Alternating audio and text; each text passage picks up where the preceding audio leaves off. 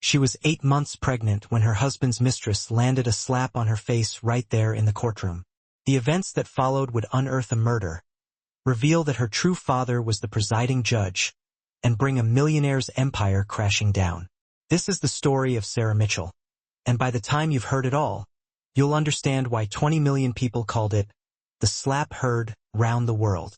But before we dive in, hit that subscribe button and ring the bell. Stories like Sarah's deserve to be told. The heavy mahogany doors of the courthouse creaked open, the sound echoing Sarah Mitchell's shattered heart. At 28 years old and 8 months pregnant, she moved with the cautious grace of someone carrying something incredibly fragile through a minefield. Her swollen belly strained against the fabric of her simple maternity dress, a far cry from the designer clothes she would have been wearing just 6 months prior, back when she still believed in fairy tale endings. "You've got this?" she murmured to herself, one hand protectively resting on her stomach where her unborn son was kicking up a storm.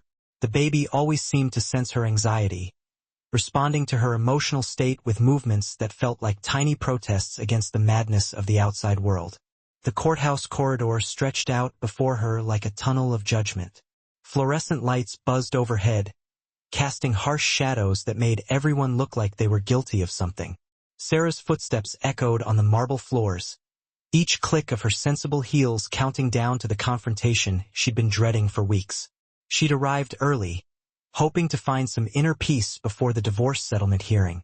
Her millionaire ex-husband, Richard, would be there, of course, probably with his attorney, James Bradley, a shark in a $3,000 suit who'd built a career on helping wealthy men hide their assets from their wives. But Sarah had her own legal champion now, Rebecca Taylor, a fierce advocate who'd taken her case pro bono after hearing about the narcissistic abuse Sarah had endured. The waiting area outside courtroom 3 was almost deserted at this early hour. Sarah carefully lowered herself onto a wooden bench, her back aching from the extra weight she was carrying.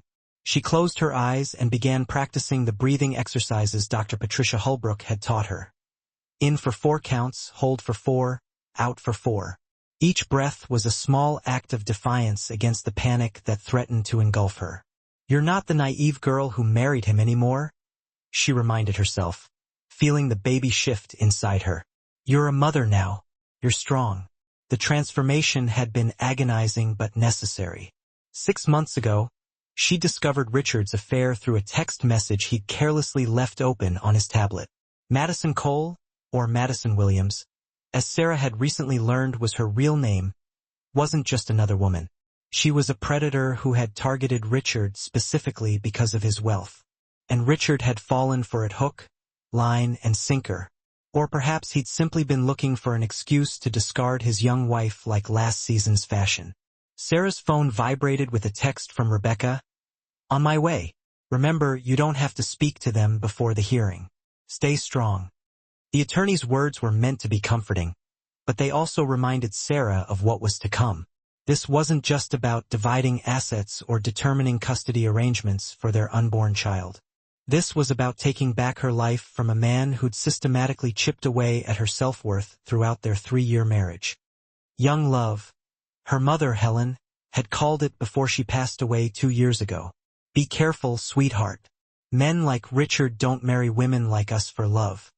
Sarah hadn't understood then. She'd been 25, fresh out of graduate school with a degree in social work that she'd never gotten to use. Richard had swept her off her feet with private jets and charity galas, making her feel like she'd stepped into a different world. A better world, she'd thought. How wrong she'd been. The elevator doors pinged open, and Sarah's entire body tensed. Even before she looked up, she knew who it would be. There was a distinct quality to Richard's walk, confident, measured steps that announced his importance to anyone within earshot. He emerged from the elevator in his trademark navy suit, phone glued to his ear, already conducting business as if this divorce was just another line item on his schedule. Trailing behind him, clicking along in designer heels that probably cost more than most people's monthly rent, was Madison. She was everything Sarah wasn't. Tall, sleek, with the kind of aggressive beauty that turned heads and broke hearts. At 35, she carried herself with the self-assurance of a woman who'd never been told no and wouldn't accept it if she were. Sarah instinctively placed both hands over her belly, as if she could shield her baby from the toxic energy that seemed to radiate from the approaching couple. Yes, couple. Richard hadn't even bothered to hide it. His arm was possessively draped around Madison's waist, and she leaned into him with the territorial air of a woman marking her property. Well, Madison's voice sliced through the corridor like a razor. Look who's here, bright and early, trying to score sympathy points with the judge. Richard didn't even glance at his soon-to-be ex-wife. He continued his phone conversation as if she were invisible, just another piece of furniture in the courthouse hallway. It was a calculated cruelty, this ability to make her feel like she didn't exist. Sarah didn't respond to Madison's taunt. Dr. Holbrook had taught her about the gray rock technique, becoming as uninteresting as possible to avoid fueling the narcissist's ego. She kept her eyes down, focusing on the gentle movements of her baby. Oh, come on, Madison pressed, moving closer. Surely you have something to say. Some pathetic plea about how Richard should think of his child. Newsflash, honey. He's already planning our family. Real children, not whatever mistake you're carrying. The words landed like physical blows, each one carefully aimed to wound.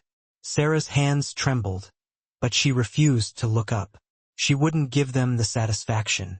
Madison, enough, Richard finally said, ending his call. But there was no genuine reprimand in his voice. If anything, he sounded amused. Save it for the courtroom. Why? Madison scoffed, a tinkling sound that held no warmth. She needs to understand her place. Some little gold digger who thought she'd hit the jackpot. Well, sweetheart, lottery tickets expire. Sarah felt tears burning behind her eyes, but she refused to let them fall, not here, not in front of them. The baby kicked hard, as if sensing her distress, and she rubbed soothing circles on her belly. That's enough. A new voice entered the conversation, strong, authoritative, and unexpectedly familiar. Sarah looked up to see a woman striding toward them with purpose. She was in her early 30s, with auburn hair pulled back in a neat bun and eyes that blazed with righteous anger. She wore a sharp business suit and carried herself like someone accustomed to being heard. And you are? Madison asked, her tone dripping with contempt. Emma Patterson, the woman replied, positioning herself between Sarah and her tormentors. Attorney, and you're about to be defendants in a harassment suit if you don't step back right now. Richard's eyes narrowed. Patterson, as in Judge Patterson? Emma offered a tight smile that didn't reach her eyes. The very same. Now, I believe my client has a right to wait for her hearing without being accosted. Your client? James Bradley had arrived, looking every inch the high-powered attorney he was. I wasn't aware Mrs. Mitchell had changed representation. I'm consulting, Emma said smoothly, and right now I'm documenting what looks very much like intentional infliction of emotional distress on a pregnant woman. Would you like to continue, Ms. Cole? Or should I say Ms. Williams? Oh yes, we know all about your real name and your history. Madison's face paled slightly, but she recovered quickly. You don't scare me. I should, Emma retorted. But please continue. Every word you say is just more evidence. The tension in the corridor was thick enough to cut with a knife. Richard finally seemed to grasp the precarious position they were in. He took Madison's arm, steering her toward the other end of the hallway. Let's go. This isn't worth our time. As they walked away, Madison shot one last look over her shoulder, a promise that this wasn't over. Sarah finally allowed herself to breathe, looking up at the woman who'd appeared like a guardian angel. Thank you, she whispered. Emma's expression softened as she sat down beside Sarah. You don't need to thank me. We're family after all. Sarah's brow furrowed in confusion. I'm sorry, what? It's a long story, Emma said, glancing at the courtroom doors. One that involves your mother, Helen Parker, and a father neither of us knew we shared. But right now, we need to focus on getting you through this hearing. The revelation struck Sarah like a bolt of lightning. We're sisters? Emma nodded, tears welling up in her eyes. Half-sisters. I've been looking for you for months. Ever since I discovered the truth. I'm sorry, I'm only showing up now, when you need help. But I promise you, Sarah, you're not alone anymore. You have family and we protect our own. Before Sarah could fully process this shocking revelation, Rebecca Taylor arrived, her heels clicking purposefully across the marble floor. Sarah, I'm here. Are you ready? But Sarah wasn't listening. She was staring at Emma, noticing for the first time the familiar shape of her nose, the way she tilted her head when thinking small things that suddenly clicked into place. The baby kicked again and Sarah gasped. Are you okay? Both women asked simultaneously. I think I'm having a contraction, Sarah admitted, her hand going to her lower back where pain was starting to radiate. It's probably just Braxton Hicks, Rebecca said, though concern laced her voice. The stress of the day. We should get you some water. Emma was already moving, heading to the water fountain with a paper cup. As she did, the courtroom doors opened, and a bailiff stepped out. Mitchell versus Mitchell. Judge Patterson is ready for you. Sarah's eyes widened. Judge Patterson? But that would be our father, Emma finished quietly. He doesn't know you're his daughter. I haven't told him yet. I wanted to be sure you were okay with it first. The full weight of the situation crashed over Sarah like a tidal wave. She was about to face her millionaire ex-husband and his mistress in a divorce settlement hearing, presided over by a father she'd never known existed, while her newly discovered sister stood by her side, and her baby seemed determined to make his own dramatic entrance. I can't do this, Sarah whispered. Emma took her hand, squeezing it gently. Yes, you can. You're stronger than you know. Mom would be so proud of you. You only knew our mother through stories and letters, but I know she loved you fiercely, and I know she'd want you to fight for yourself and your baby. So that's what we're going to do. Rebecca looked between them, clearly sensing there was more to the story but professional enough not to pry. We need to go in. Sarah, are you ready? Sarah stood slowly, one hand on her belly, the other still clasped in Emma's. I'm ready. The courtroom was smaller than Sarah had expected, more intimate and therefore more intimidating. Dark wood paneling lined the walls, and morning light streamed through tall windows, casting long shadows across the floor. The American flag stood silently in one corner, a witness to the justice that was about to be sought or denied. Judge William Patterson sat behind the bench, an imposing figure even in his black robes. He was in his late 50s, with silver hair and piercing blue eyes that seemed to take everything in at once. Sarah found herself searching his face for any resemblance, any hint of the connection Emma claimed they shared. Please be seated, Judge Patterson instructed, his voice carrying the weight of 3 decades on the bench. We're here for the matter of Mitchell versus Mitchell, case number 4739. I see both parties are present with counsel. Richard and Madison sat at the plaintiff's table with James Bradley. Madison shouldn't have been there. She had no legal standing in the proceedings, but Richard's arrogance knew no bounds. He wanted Sarah to see them together to twist the knife. Sarah took her seat between Rebecca and Emma, her back aching with every movement. The baby had been restless all morning, and the Braxton Hicks contractions were coming more frequently. She forced herself to focus on Rebecca's opening statement. Your Honor, Rebecca began, standing with perfect posture. We are here today to address the equitable distribution of marital assets and to establish custody arrangements for the child Mrs. Mitchell is carrying. My client has been subjected to narcissistic abuse throughout her marriage, including financial control, emotional manipulation, and infidelity. James Bradley shot to his feet before Rebecca could continue. Objection, Your Honor. These are unsubstantiated allegations intended to prejudice the court. Mr. Bradley, Judge Patterson said evenly, this is a hearing, not a trial. I'll allow Ms. Taylor to present her case. You'll have your opportunity to respond. Rebecca nodded gratefully and continued. My client discovered her husband's affair 6 months ago. Since then, she has been systematically cut off from marital funds, forced to rely on the charity of friends, and subjected to a campaign of harassment designed to break her spirit and force her to accept an unconscionable settlement. That's ridiculous, Madison blurted out, ignoring the sharp glare from James Bradley. She's nothing but a gold digger who got pregnant to trap Richard. Judge Patterson's gavel crashed down hard. Ms. Cole, you are not a party to this case. If you cannot remain silent, you will be removed from my courtroom. Madison's face flushed with anger, but Richard placed a hand on her arm, and she subsided. Sarah noticed the calculating glint in Madison's eyes and felt a chill run down her spine.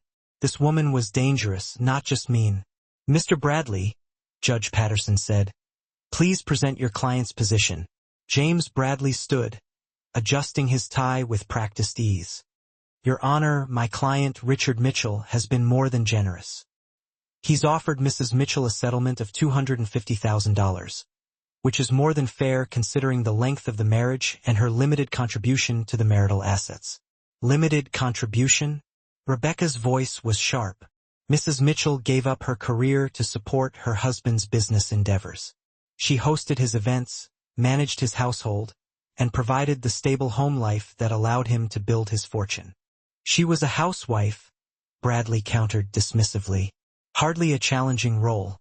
Emma's hand found Sarah's under the table, squeezing in silent support. Sarah felt another contraction, stronger this time, and had to bite her lip to keep from gasping. Judge Patterson reviewed the documents before him. I see here that Mr. Mitchell's net worth is estimated at $42 million. The proposed settlement represents less than 1% of that. Your Honor, Bradley said smoothly, most of those assets were acquired before the marriage or through business ventures in which Mrs. Mitchell had no involvement. That's not entirely accurate, Rebecca interjected. She pulled out a folder of documents. We have evidence that several major deals were negotiated at social events organized and hosted by Mrs. Mitchell. Her social connections, particularly through her late mother's charity work, were instrumental in Mr. Mitchell's business expansion. Richard scoffed audibly. This is ridiculous. Sarah didn't do anything but spend my money and play house. Mr. Mitchell, Judge Patterson warned, you'll have your opportunity to testify if necessary. The hearing continued with both sides presenting financial documents and arguing over asset division. Sarah tried to focus, but the contractions were getting stronger and closer together. This wasn't Braxton Hicks. This was real labor 3 weeks early. Your Honor, Rebecca was saying, we also need to address the issue of custody. Mr. Mitchell has indicated he wants full custody of the child. That's correct, Bradley confirmed. My client questions the paternity and believes Mrs. Mitchell is unfit to raise the child given her emotional instability. Emotional instability? Rebecca's voice rose. She's been abused for 3 years. Any emotional distress she's experiencing is a direct result of Mr. Mitchell's actions. These are serious allegations, Judge Patterson said, his eyes shifting between the parties. Mr. Mitchell, are you truly questioning the paternity of this child? Richard stood, his expression cold. Your Honor, my wife was desperate to keep me. I wouldn't put it past her to have gotten pregnant by someone else to trap me in the marriage. Sarah gasped, both from the cruel words and from another contraction. Emma noticed her distress immediately. Your Honor, Emma said, rising to her feet. My client needs a brief recess, but Madison had noticed, too, and something ugly flickered in her eyes.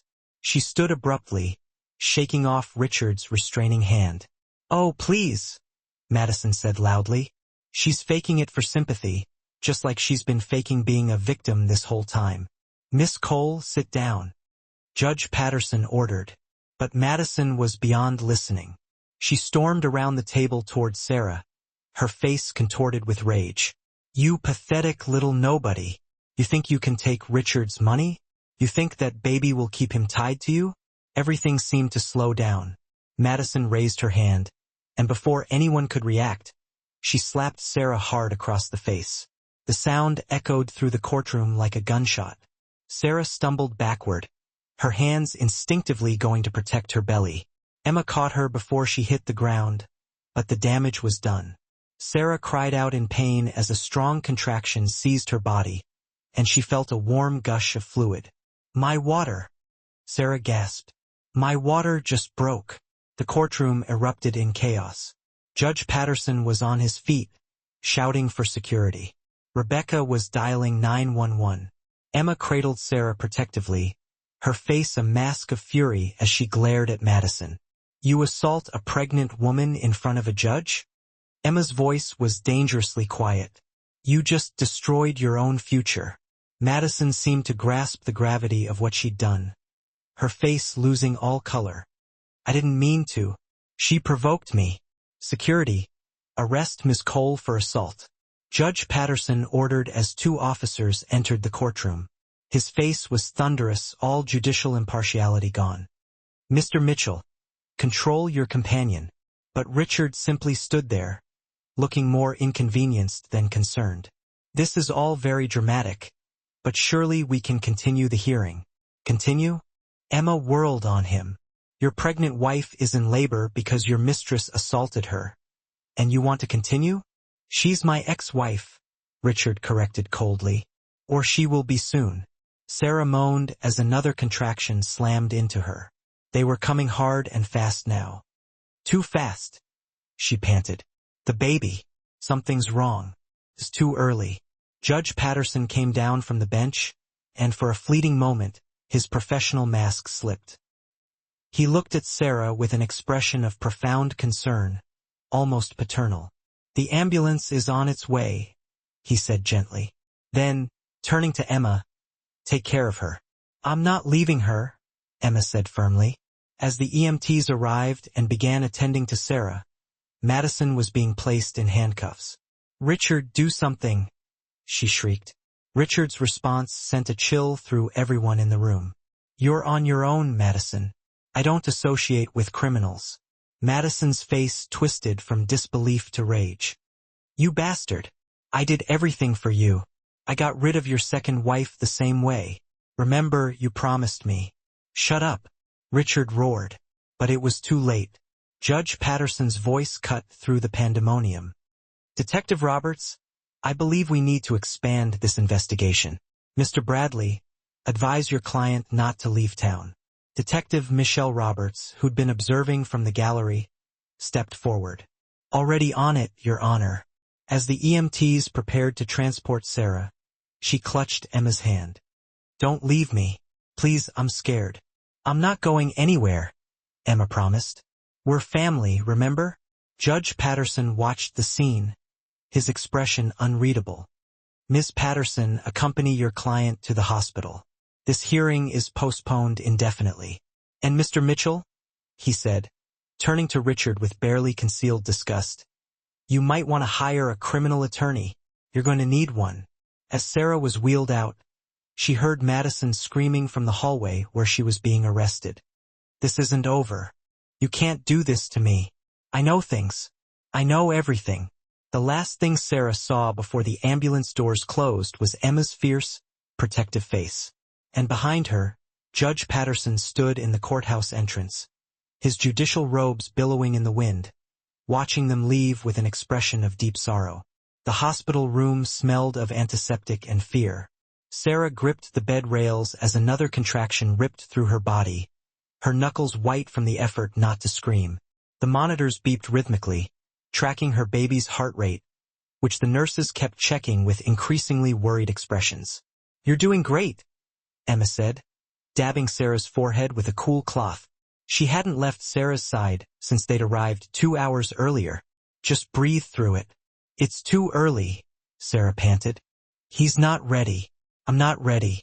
Dr. Patricia Holbrook had arrived shortly after them, not as Sarah's therapist, but as her support person. "Sarah, listen to me," she said in her calm, professional voice. "Your baby is 37 weeks.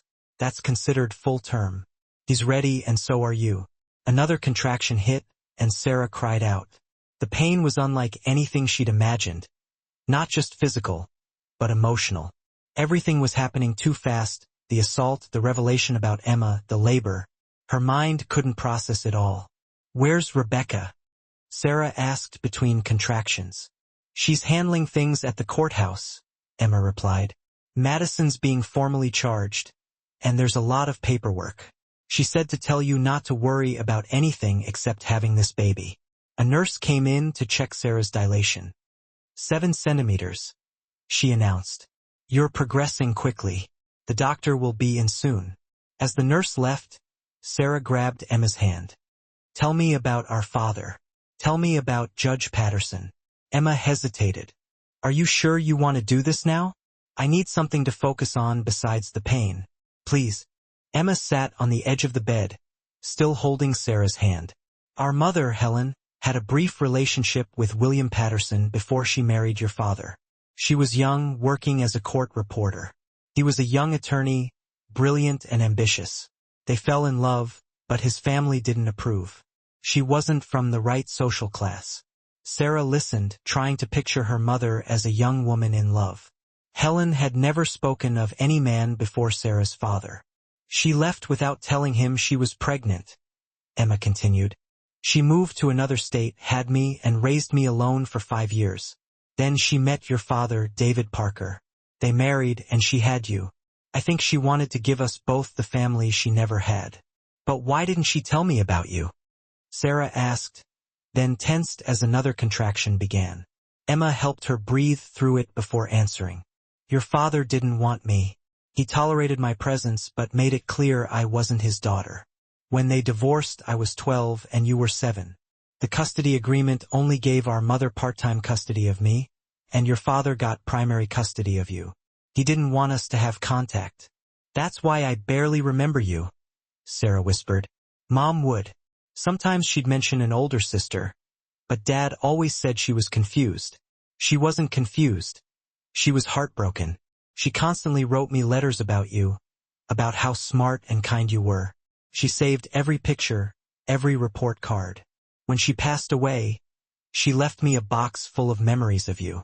Tears streamed down Sarah's face, mixing with the sweat. And our father, Judge Patterson. I found out about him after Mom died.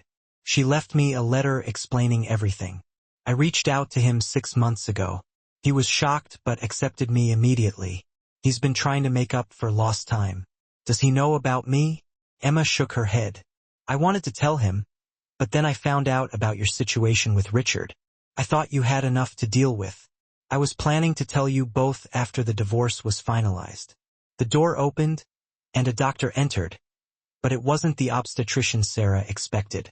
It was an older man with kind eyes and gentle hands. Mrs. Mitchell, I'm Dr. Anderson. Dr. Kumar is in emergency surgery, so I'll be delivering your baby. How are we doing? Scared, Sarah admitted. That's perfectly normal, he said, checking her chart.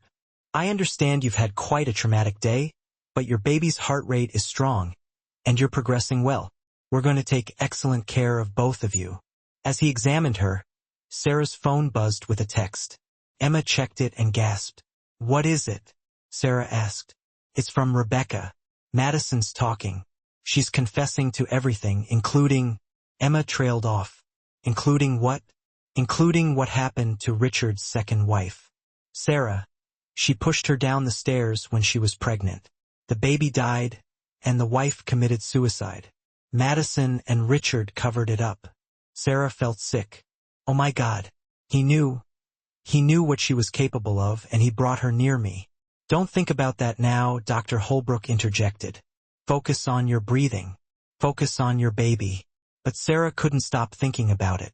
The pattern was clear now. Richard picked young, vulnerable women, used them, and then discarded them when someone more interesting came along.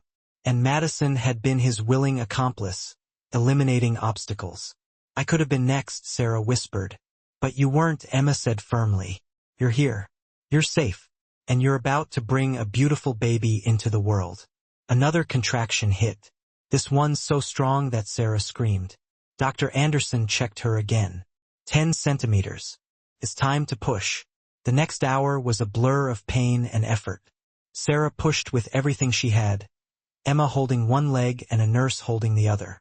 Dr. Holbrook stood by her head, coaching her through each push. I can't, Sarah sobbed after what felt like the 100th push. I'm not strong enough. Yes, you are, Emma said fiercely. You survived Richard. You survived Madison. You survived years of abuse. You can do this. Think of your mother, Dr. Holbrook added. Think of Helen's strength. It's in you. Sarah thought of her mother, of the secret she'd kept, the pain she'd endured. She thought of the sister she'd lost and found again. She thought of the father she'd never known was watching over her in that courtroom. And she found a reserve of strength she didn't know existed. "One more big push," Dr. Anderson encouraged. "The head is almost out." Sarah bore down with everything she had, a primal scream tearing from her throat. And then suddenly, the pressure was gone, replaced by a thin, angry wail. "It's a boy," Dr. Anderson announced, placing the squirming, crying baby on Sarah's chest. "Perfect, healthy boy." Sarah looked down at her son through tears of joy and exhaustion. He was small but perfect, with a shock of dark hair and tiny fists that waved in protest at being born. The moment he was placed on her chest, he stopped crying as if recognizing her heartbeat. "He's beautiful," Emma whispered, tears streaming down her own face. "What's his name?" Sarah hadn't decided. She'd gone back and forth on names for months, but looking at him now, she knew. "William," she said softly. "William Patterson Parker, after both his grandfathers." Emma's hand flew to her mouth. "Sarah, he should know where he comes from. All of it. The good and the complicated." Dr. Holbrook smiled. "Your mother would be so proud." As the nurses cleaned and measured baby William, Sarah's phone rang. Emma answered it, stepping away to talk. When she returned, her face was pale. "That was Rebecca. Richard's been arrested. Madison gave the police enough evidence to charge him as an accessory to murder. And Sarah, Judge Patterson knows about you being his daughter." Rebecca had to tell him to explain why she needed emergency custody papers drawn up. "What did he say?" "He's on his way here. If you don't want to see him—" "No," Sarah interrupted. "I want to meet him. William should know his grandfather." An hour later, after Sarah had been moved to a recovery room and William had been fed for the first time, there was a soft knock at the door. Judge Patterson entered, still in his judicial robes, his face a mix of emotions Sarah couldn't read. He stood at the foot of her bed, seemingly at a loss for words. Finally he spoke, his voice thick with emotion. "I had 2 daughters. All this time I had 2 daughters and I didn't know." "Mom never told you?" Sarah asked. He shook his head. "After Emma found me, I wondered if Helen had other children, but I never imagined. You were in my courtroom today.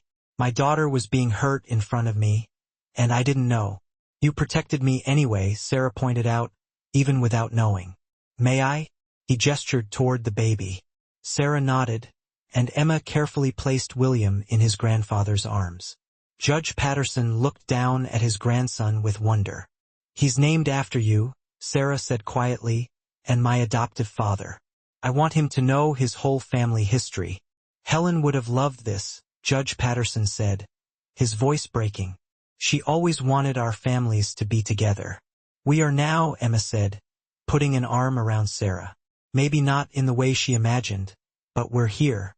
As they sat together, 3 generations united by secrets, pain, and ultimately love, Sarah felt something she hadn't experienced in years. Hope. The road ahead would be difficult. There would be trials, literally and figuratively. Richard and Madison would have to face justice. Sarah would have to rebuild her life as a single mother. But she wasn't alone. She had a sister who'd searched for her, a father who'd unknowingly protected her, and a son who would grow up surrounded by love instead of narcissistic abuse. The baby stirred in his grandfather's arms, and Judge Patterson began to hum softly an old lullaby that Sarah recognized with a start. Her mother used to hum the same tune. "Mom taught you that?" Emma asked, apparently recognizing it, too. "No," Judge Patterson said softly. "I taught it to her. She must have remembered." In that moment, Sarah understood that love could transcend time, secrets, and even death. Her mother had given her more than she'd ever known. A sister's protection, a father's justice, and the strength to stand up to those who would harm her. 3 days after William's birth, Sarah sat in her hospital bed, finally able to process everything that had happened. The small room had become a sanctuary of sorts, filled with flowers from well-wishers and guarded by hospital security after Richard's arrest made national news. Emma arrived early that morning with coffee and bagels, a routine they'd quickly established. She moved around the room with easy familiarity, adjusting blinds and organizing the growing pile of legal documents that seemed to multiply daily.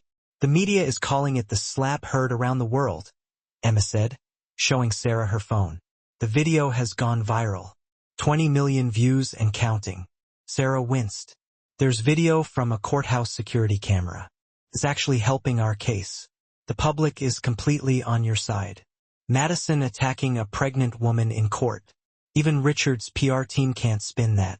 Baby William stirred in his bassinet, making small sucking sounds. Sarah reached for him, still marveling at how natural it felt to be his mother. What's the latest from Rebecca? Emma's expression grew serious. Richard's bail was set at $5 million. He posted it immediately. Of course, Madison's was set at $500,000. But no one's come forward to pay it, so she's still in jail and singing like a canary. Detective Roberts says she's given them enough to put Richard away for 20 years. Financial fraud, conspiracy, and potentially murder charges for his second wife. Sarah adjusted William's position, letting him nurse. I still can't believe he knew, when Madison said she'd done it before. Don't think about that, Emma said firmly, sitting on the bed beside her. Focus on this little guy and getting better. I can't stop thinking about it, though. What if I hadn't found out about the affair? What if I'd stayed? Would I have been next? Emma took her free hand. But you didn't stay. You got out. You're safe because of you. If you hadn't shown up at the courthouse, I should have come sooner. I watched you for weeks, trying to figure out how to approach you. I was scared you'd reject me. Sarah squeezed her hand. How could I reject you? You're my sister. The sister I always wanted but thought I'd imagined.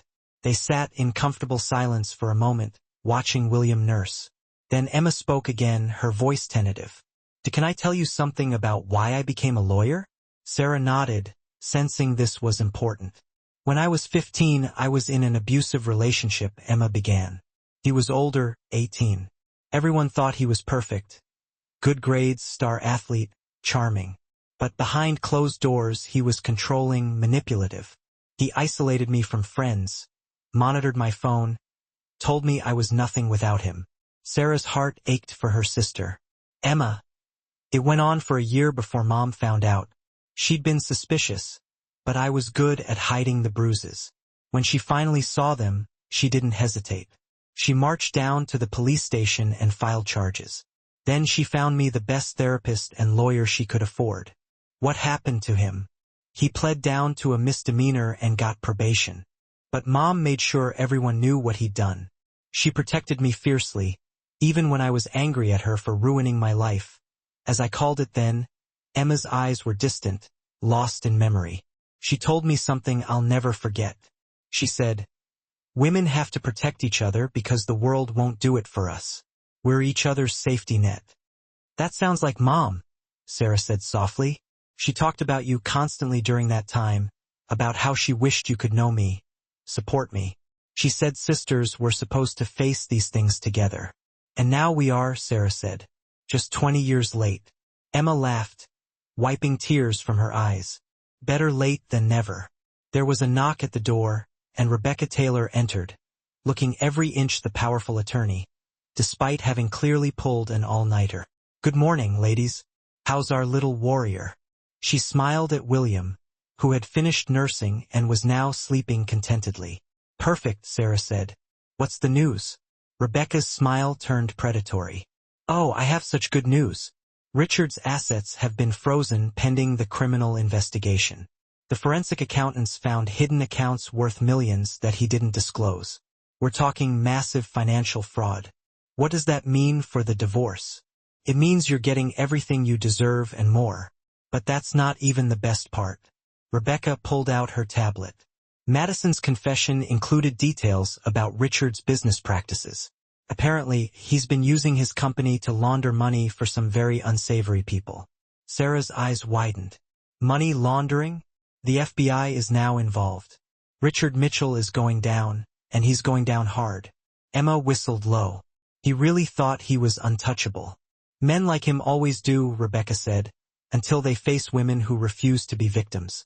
Dr. Patricia Holbrook entered then, carrying a small teddy bear. I hope I'm not interrupting. I wanted to check on my favorite patient. We were just discussing Richard's impending downfall, Emma said with satisfaction. Dr. Holbrook set the bear in William's bassinet. How are you processing all of this, Sarah? There's a lot of change very quickly. Sarah considered the question. I feel free. For the first time in 3 years, I feel like I can breathe. Is that wrong? Should I feel guilty? Why would you feel guilty?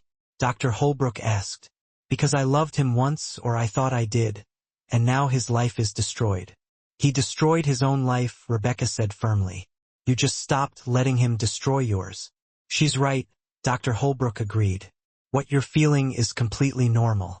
You're grieving the relationship you thought you had while celebrating your freedom from what it actually was. Judge Patterson appeared in the doorway, carrying a bouquet of pink roses. I'm sorry. Is this a bad time? Dad. Emma stood to hug him. It was still strange for Sarah to hear Emma call him that, to see their easy affection. How are my girls today? He asked, his eyes soft as they landed on Sarah and William. We're good, Sarah said, still getting used to having a father figure in her life. William's eating well and sleeping better. May I? He gestured toward the baby. Sarah nodded, and he carefully picked up his grandson, holding him with practiced ease. You've done this before, she observed. Emma had terrible colic as a baby, he said, then caught himself. I mean, that's what your mother told me when we reconnected briefly when Emma was about 1. I got to hold her a few times before. Before she disappeared again, Emma finished. It's okay, Dad. We all did what we thought was best at the time. As Judge Patterson rocked William, Rebecca's phone buzzed.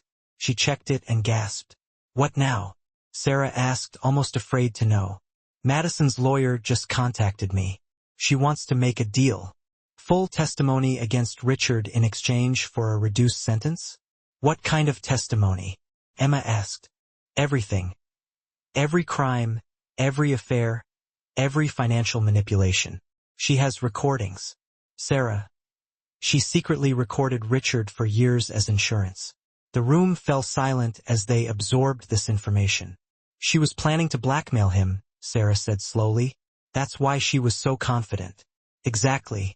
But she didn't count on him throwing her under the bus the moment she became inconvenient. Judge Patterson spoke carefully. I shouldn't comment on an active case, but speaking purely as a grandfather, I hope justice is served fully. It will be, Rebecca promised. I'll make sure of it. Dr. Holbrook checked her watch. I have to go. But Sarah, I want to see you next week for a session. You're going to need support processing all of this. After she left, Sarah looked around the room at her assembled support system. Her sister, her father, her attorney. 6 months ago, she'd felt completely alone. Now she had a family, a real family that chose to stand by her. I want to establish a foundation, Sarah said suddenly. Everyone turned to look at her. For women like me, young women trapped in abusive relationships who think they have no options. I want to use whatever money I get from Richard to help others escape. Emma's face lit up. I'll help. I can provide legal services. I can connect you with other judges and legal professionals who'd support this, Judge Patterson added. And I'll make sure you get enough money to make a real difference, Rebecca said with a shark-like smile. William made a small sound, and Sarah looked down at him. Your daddy might be a narcissistic criminal, but you're going to grow up surrounded by people who fight for justice. You're going to learn that real strength isn't about controlling others. It's about lifting them up. The afternoon sun slanted through the hospital windows as Sarah prepared for discharge. William, now 5 days old, slept peacefully in his car seat, while Emma helped pack the accumulated gifts and flowers. The media attention had been overwhelming. Every major news outlet wanted an interview with the woman whose divorce hearing had exposed a murder conspiracy. The car is ready, Emma said, zipping up the last bag. Security will escort us to the parking garage. There are still reporters everywhere. Sarah nodded, adjusting William's blanket one more time. She was nervous about leaving the safety of the hospital, but Dr. Anderson had cleared them both for discharge. Wait, a familiar voice called from the doorway. Judge Patterson stood there, looking unusually uncertain. Could I speak with you privately for a moment? Sarah? Emma started to leave, but Sarah stopped her. Stay, please. We're family. Judge Patterson entered, closing the door behind him. He seemed to struggle with his words, so different from the commanding presence he showed in court. I've been thinking about your mother, he finally said. About Helen, about the choices she made. Sarah waited, sensing this was important. She came to my courtroom once, he continued. About 15 years ago. You would have been 13. It was a custody modification hearing. Your father wanted to move out of state with you. Sarah's breath caught. I remember that. Dad said Mom was being unreasonable. She fought like a lioness for you, represented herself because she couldn't afford an attorney. I didn't know who she was to me then, of course, but I remember being impressed by her determination. Did she win partially? I denied the relocation request but had to maintain the custody arrangement. Your father had better resources, a stable home. Your mother was struggling financially. His voice grew thick with regret. If I'd known she was the Helen I'd loved. If I'd known you were my daughter. You couldn't have known, Sarah said gently. But I should have seen it. You have her eyes, her chin, and the way you held yourself in my courtroom during your hearing. It was exactly how she stood that day, dignified despite everything. Emma moved closer to their father. Dad, you can't torture yourself with what-ifs. Can you? I had 2 daughters I didn't know about. Helen struggled alone while I advanced my career. Became successful. Could have helped. She made her choice, Sarah said, surprising herself with the lack of bitterness in her voice. Mom was proud. She wouldn't have wanted help from someone she'd walked away from. Judge Patterson pulled out a worn envelope from his jacket. She sent me this letter a month before she died. I've carried it ever since Emma found me, but I haven't had the courage to open it. He handed it to Sarah. Her name was written on the front in her mother's distinctive handwriting. With trembling fingers, Sarah opened the envelope. Inside was a single sheet of paper covered in her mother's careful script. My dearest William, Sarah read aloud. Asterisk if you're reading this. Then Emma has found you, just as I knew she would. She's like you. Determined, brilliant, unable to let a mystery go unsolved. There's something else you need to know. You have another daughter. Sarah is yours, although she doesn't know it. David Parker agreed to raise her as his own in exchange for my silence about his affairs. It seemed like the best solution at the time. I was young and foolish and thought I was protecting everyone. But I was wrong. I robbed you of 2 daughters. I robbed them of a father and each other. It's my greatest regret. Asterisk Sarah is special, William. She has your sense of justice but also a gentleness that will make her vulnerable to those who would exploit it. If you're reading this, I'm gone, and she's alone. Please, if you can find it in your heart, watch over her. She'll need protection, though she won't know to ask for it. I never stopped loving you. I hope someday you can forgive me. Asterisk forever yours, Helen. The letter trembled in Sarah's hands. She knew you'd find each other. Judge Patterson was crying openly now, something Sarah suspected he rarely did. She tried to tell me so many times. There were phone calls where she'd start to say something, then stop. Now I understand. We can't change the past, Emma said, her own voice thick with emotion. But we're here now, all of us. William chose that moment to wake, his small cry filling the room. Sarah lifted him from his car seat, holding him close. Your grandson needs you, she said to Judge Patterson. We both do. It doesn't matter how we got here. What matters is that we're family now. Judge Patterson moved closer, his hand hovering uncertainly over William's head. I want to be a good grandfather, a good father, but I don't know how. I've been a judge for so long, I've forgotten how to just be a person. You protected me in that courtroom, Sarah reminded him, even before you knew. That's being a father. And you've been wonderful with me, Emma added. Patient, kind, making up for lost time without pushing too hard. You girls are being too generous, he said. But Sarah could see how much their words meant to him. Rebecca Taylor entered without knocking, her face grim. We have a problem. Everyone tensed. Richard's out on bail and he's been giving interviews. He's spinning the story, claiming Madison manipulated him, that he's a victim, too. Some people are buying it. Sarah felt the familiar flutter of panic in her chest. He's trying to control the narrative. Not on my watch, Rebecca said firmly. I've arranged for you to do one interview, just one, with a journalist I trust. We tell your story, the whole story, and then we let the legal system do its work. I don't know if I'm ready. You are, Emma interrupted. You're the strongest person I know. She's right, Judge Patterson said. And you won't be alone. We'll all be there with you. Sarah looked down at William, who was gazing up at her with unfocused eyes. For him, she could do anything. Okay, she said to Rebecca. Tomorrow afternoon at Emma's apartment. Neutral territory, comfortable setting. Speaking of which, Emma said, you're both coming home with me.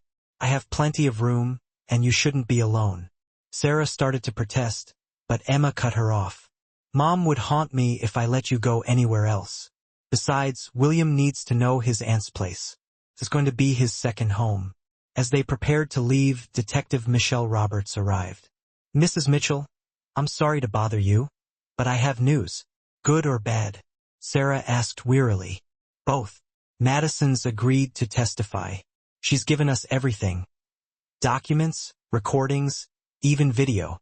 Richard's going to prison for a very long time. And the bad news, he's liquidating assets quickly, trying to hide money offshore. We're working to stop it, but some damage has been done. Rebecca's eyes flashed. How much? About 10 million so far, but don't worry. We're tracking it. And with the hidden accounts we found, there was still plenty for Mrs. Mitchell and William to look forward to. It's not about the money, Sarah stated quietly. It never was. It's about justice. And you'll have both, Judge Patterson declared, speaking with the full weight of his judicial authority. I may need to recuse myself from the criminal case to avoid any appearance of impropriety, but I have colleagues who will ensure justice is served impartially. As they made their way toward the parking garage, encircled by security personnel and her supportive family, Sarah was overcome with a peculiar sense of tranquility.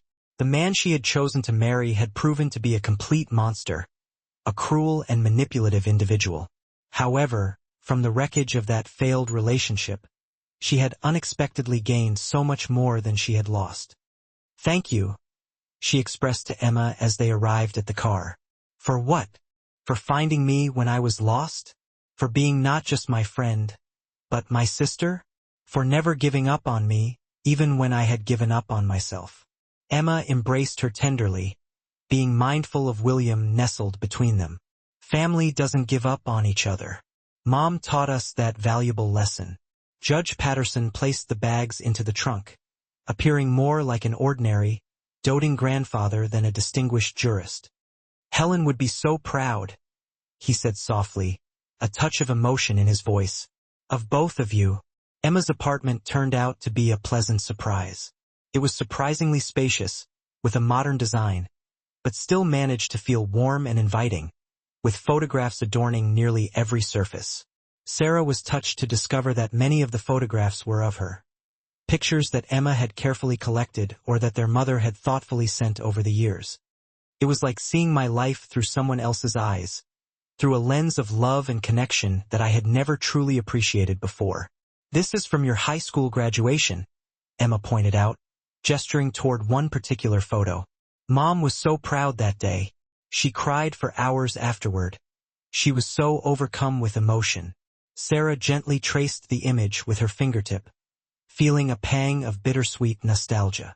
She looked so young, so innocent, filled with hope for the future. I always thought she didn't come because she didn't care, because she was indifferent to my achievements. Your father wouldn't let her attend. She watched from across the street, wanting to be closer but unable to break free from his control. The interview was scheduled to begin in just 2 hours. Rebecca had thoroughly prepared Sarah with a list of potential questions, but nothing could truly prepare her emotionally for the daunting task of publicly sharing her harrowing story with the entire world. William was contentedly nursing when the journalist arrived, a woman in her mid-40s named Patricia Chun, who possessed kind, empathetic eyes and a well-deserved reputation for handling sensitive stories with the utmost care and respect. Thank you for trusting me with this, Patricia said sincerely, carefully setting up her recording equipment. I want you to know that you have complete control over the narrative. If you need to stop at any time for any reason, we will stop immediately." Sarah nodded in acknowledgement, gently adjusting William's position in her arms. Emma sat reassuringly beside her, offering silent support. Judge Patterson stood protectively behind the couch, a comforting presence. Rebecca strategically positioned herself where Sarah could easily see her, providing additional encouragement. "Let's start from the very beginning," Patricia suggested gently. "How did you and Richard Mitchell first meet?" Sarah took a deep breath to steady her nerves and began. "I was 25 years old, working at a charity fundraiser. He was charming, incredibly successful, everything I thought I wanted in a partner. He pursued me relentlessly, showering me with flowers, lavish gifts, and surprise romantic trips. At the time, I naively thought it was romantic, a fairy tale come true. Now, I know it was a calculated manipulation tactic known as love bombing. When did things begin to change?" Patricia inquired, her tone encouraging. "Gradually. So gradually that I didn't even consciously notice it at first. He'd subtly make comments designed to undermine my friendships, implying that my friends were secretly jealous of our perfect relationship. He began to suggest that I didn't need to work since he could effortlessly provide for all my needs. Before I knew it, I was completely isolated from my support network, financially dependent on him and utterly under his control. Tell me more about the narcissistic abuse you experienced." Sarah gazed lovingly at William, drawing strength and resolve from his peaceful, innocent face. "Narcissistic abuse is so insidious because it subtly erodes your sense of reality, making you doubt your own sanity. Richard would constantly tell me I was overreacting, that I was being too sensitive, that I should be grateful he even put up with me. He'd punish me with the silent treatment for days on end if I dared to disagree with him, then act as if nothing had happened, gaslighting me into believing I had imagined the whole thing." "And when you became pregnant, how did he react?" Patricia asked, gently probing. "He was furious. He accused me of deliberately trying to trap him into a lifelong commitment. That's when I first found out about Madison." Patricia leaned forward, her expression attentive. "The woman who physically assaulted you in court?" "Yes. Though I've since learned that she was much more than just his mistress. She was his willing accomplice in some truly terrible things." "Are you referring to his second wife's death?" Sarah nodded slowly, tears beginning to well up in her eyes. "A young woman and her innocent baby died because of their callous actions, and I could have easily been next." Emma squeezed her hand tightly in support as Patricia continued the interview. "How do you feel about Richard now?" Sarah thoughtfully considered the question, searching for the right words. "Pity him. He's so desperately empty inside that he feels compelled to destroy others in order to feel powerful. But I also desperately want him to be held fully accountable for his actions, not just for the harm he inflicted on me, but for all of his countless other victims. And Madison. She's a predator who willingly found a partner in Richard. They enabled each other's worst, most depraved impulses." Patricia turned her attention to Judge Patterson. "Your Honor, how does it feel to discover this profound family connection under such devastating circumstances?" Judge Patterson cleared his throat, momentarily overcome with emotion. "It's been a humbling experience, to say the least. I've dedicated my entire career to dispensing justice fairly and impartially, yet I somehow failed to recognize the blatant injustice that was happening right under my own roof, to my own daughter. It's made me deeply reconsider many things about my life and my priorities." "Will you be presiding over the criminal case?" Patricia inquired. "No. I've already recused myself from the case to avoid any potential conflicts of interest, but I have complete faith in my colleagues to handle the matter appropriately and ensure that justice is served." The interview continued for another hour, covering every painful detail of Sarah's ordeal. She talked about the brutal slap, the emergency delivery of William, and the miraculous reunion with her sister and father. By the end, she felt physically exhausted, but also strangely lighter, as if a tremendous weight had been lifted from her shoulders. "One last question," Patricia said, looking directly into the camera that had been set up. What message do you have for other women who are currently in similar situations? Sarah looked directly into the camera, her gaze unwavering. You're not crazy. You're not too sensitive. You're not alone. The shame isn't yours to carry. It belongs solely to your abuser. And you deserve so much better. There are people who will believe you, support you, and help you escape. Please reach out and seek help. Your life, your happiness, is waiting for you on the other side of fear. After Patricia had packed up her equipment and left the apartment, they all sat in comfortable silence for a moment, absorbing the emotional weight of what had just transpired. Suddenly, Rebecca's phone began to explode with a barrage of notifications. What is it? Emma asked, concerned. Rebecca was scrolling rapidly through her phone, her eyes widening in disbelief. The interview isn't scheduled to air until tomorrow, but someone leaked the information that it even happened. Richard is having a complete meltdown on social media. She showed them his frantic posts, filled with rambling, angry messages about being persecuted, about Sarah being a gold digger, and about the utter unfairness of it all. He's destroying himself, Judge Patterson observed, shaking his head in disbelief. No competent lawyer in their right mind would advise him to do this. James Bradley dropped him as a client this morning, Rebecca said with undisguised satisfaction. No one in the legal community wants to be associated with him now. William started crying, and Sarah gently stood up to walk him around the apartment, soothing him. As she passed the window, she noticed a small crowd gathering outside. Emma, look. Emma joined her at the window and gasped in surprise. Below, a group of women were holding signs with messages of support: justice for Sarah, protect pregnant women, believe survivors. They're supporting you? Emma said in wonder, her voice filled with emotion. They're supporting all of us, Sarah corrected gently. Every woman who's been where I've been, who's experienced the pain and isolation of abuse. The next morning, the interview aired and quickly went viral.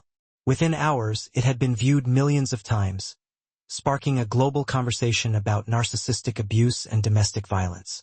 The response was overwhelming, with thousands of women bravely sharing their own personal stories, offering support to Sarah and other survivors, and demanding justice for victims of abuse. But the real victory came that afternoon when Detective Roberts called. We got him, she said simply, her voice filled with satisfaction. Richard has been arrested for conspiracy to commit murder, money laundering, and fraud. No bail this time. He's not getting out. Sarah sank onto the couch, cradling William securely in her arms, tears of relief streaming down her face. It's over. The criminal case is just beginning, Judge Patterson reminded her gently.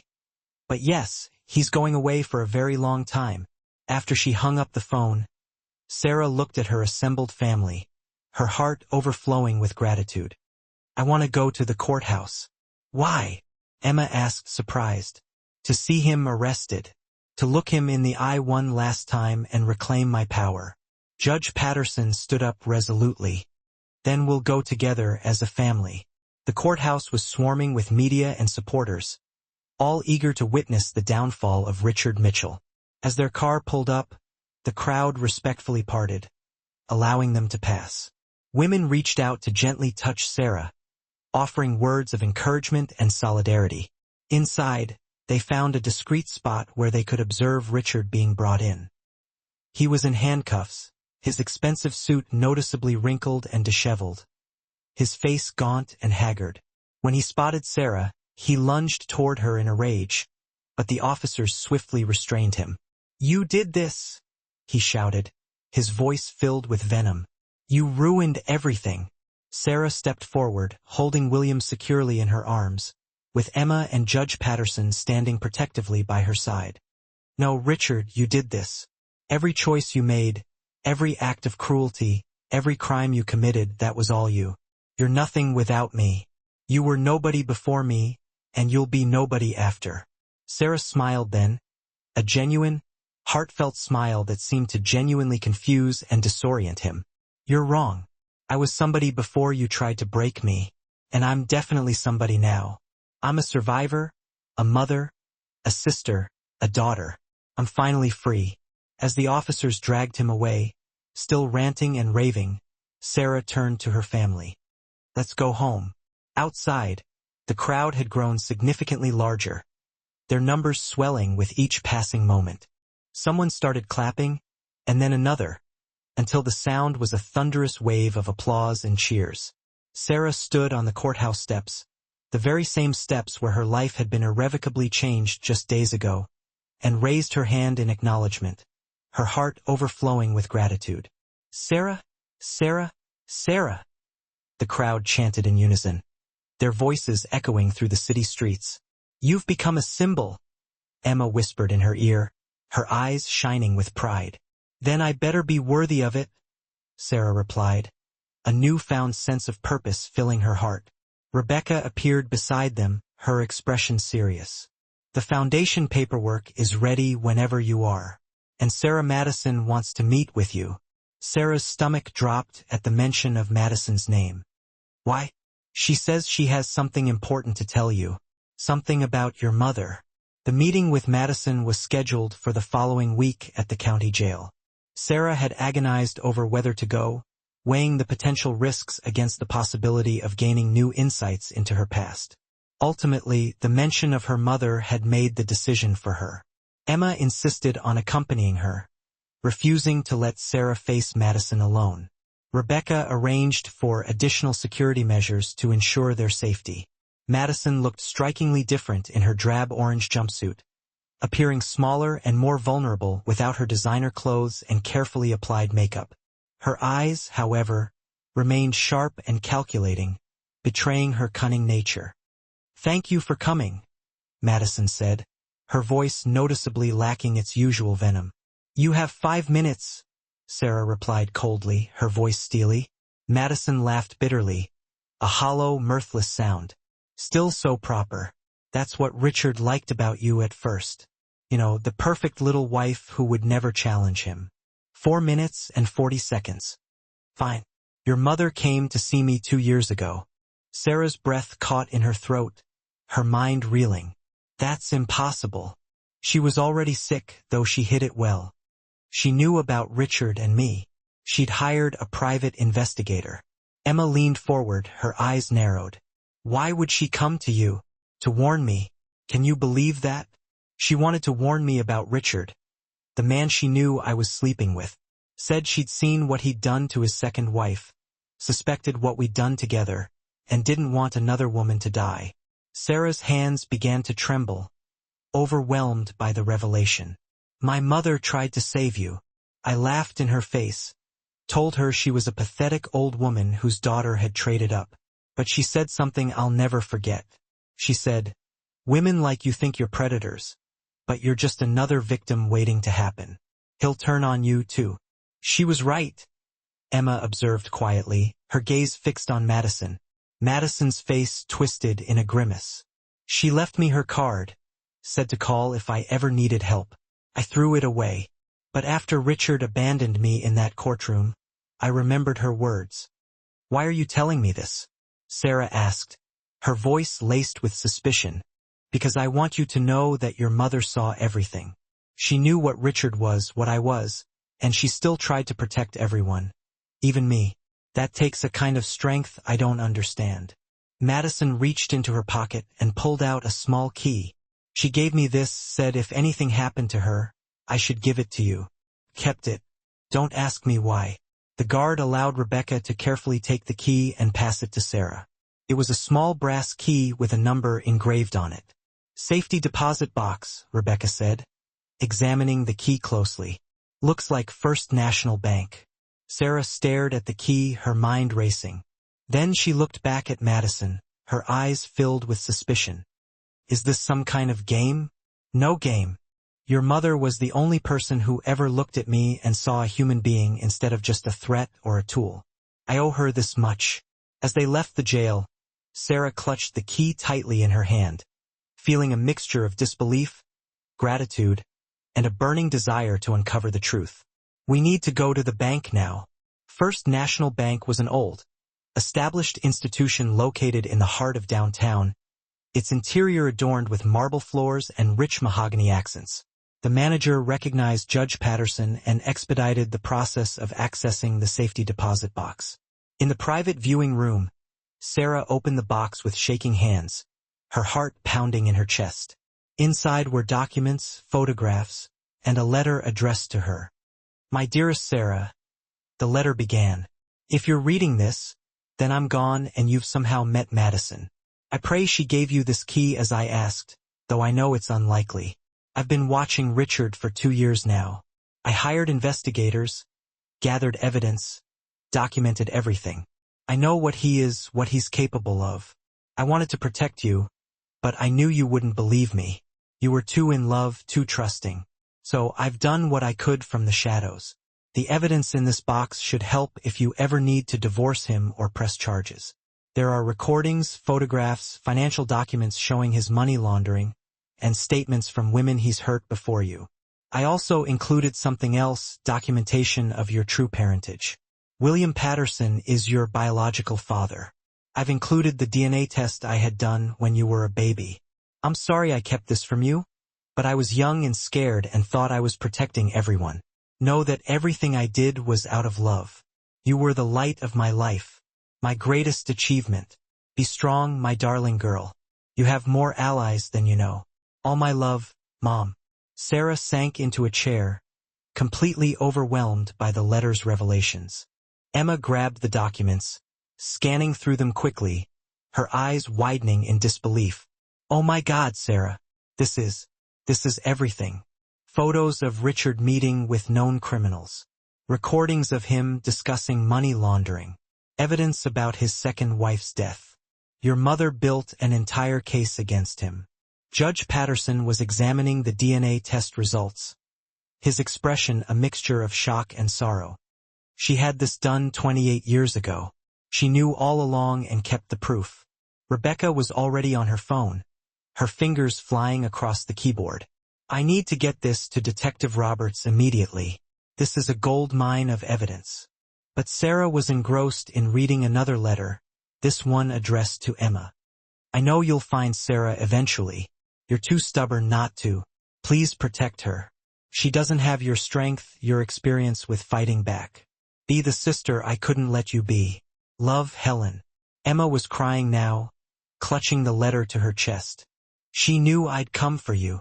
She orchestrated all of this," Sarah said in wonder, her voice filled with awe. "Even from beyond the grave, she was protecting us." There was a knock on the door. The bank manager entered, looking visibly concerned. "Judge Patterson, there's a Mr. Mitchell here demanding access to this box. He says his wife." "Ex-wife," Sarah corrected firmly, her voice regaining its strength. "And he has no legal right to this box. Shall I call security?" the manager offered. Judge Patterson stood up, his gaze hardening. "No, I'll handle this." He walked out of the room, and they could hear his voice, authoritative and cold, carrying through the hallway. "Mr. Mitchell, you're violating the restraining order by being within 500 feet of Sarah. You have 30 seconds to leave before I have you arrested." Richard's response was inaudible, but they heard footsteps retreating quickly. Judge Patterson returned to the room, his expression grim. "He's gone, but he knows we have something." "Good," Sarah said, a newfound steeliness in her voice. "Let him worry." That evening, they gathered at Emma's apartment to carefully go through everything they had found in the safety deposit box. The evidence was damning, leaving no doubt that Richard would likely spend the rest of his life in prison. But it was the personal items that affected Sarah the most. The photos of her mother watching her from afar at graduations, recitals, her wedding. Always there, always protecting, even when Sarah didn't know. "She was my guardian angel," Sarah whispered, her voice thick with emotion. William began crying, and Sarah gently picked him up from his bassinet, cradling him in her arms.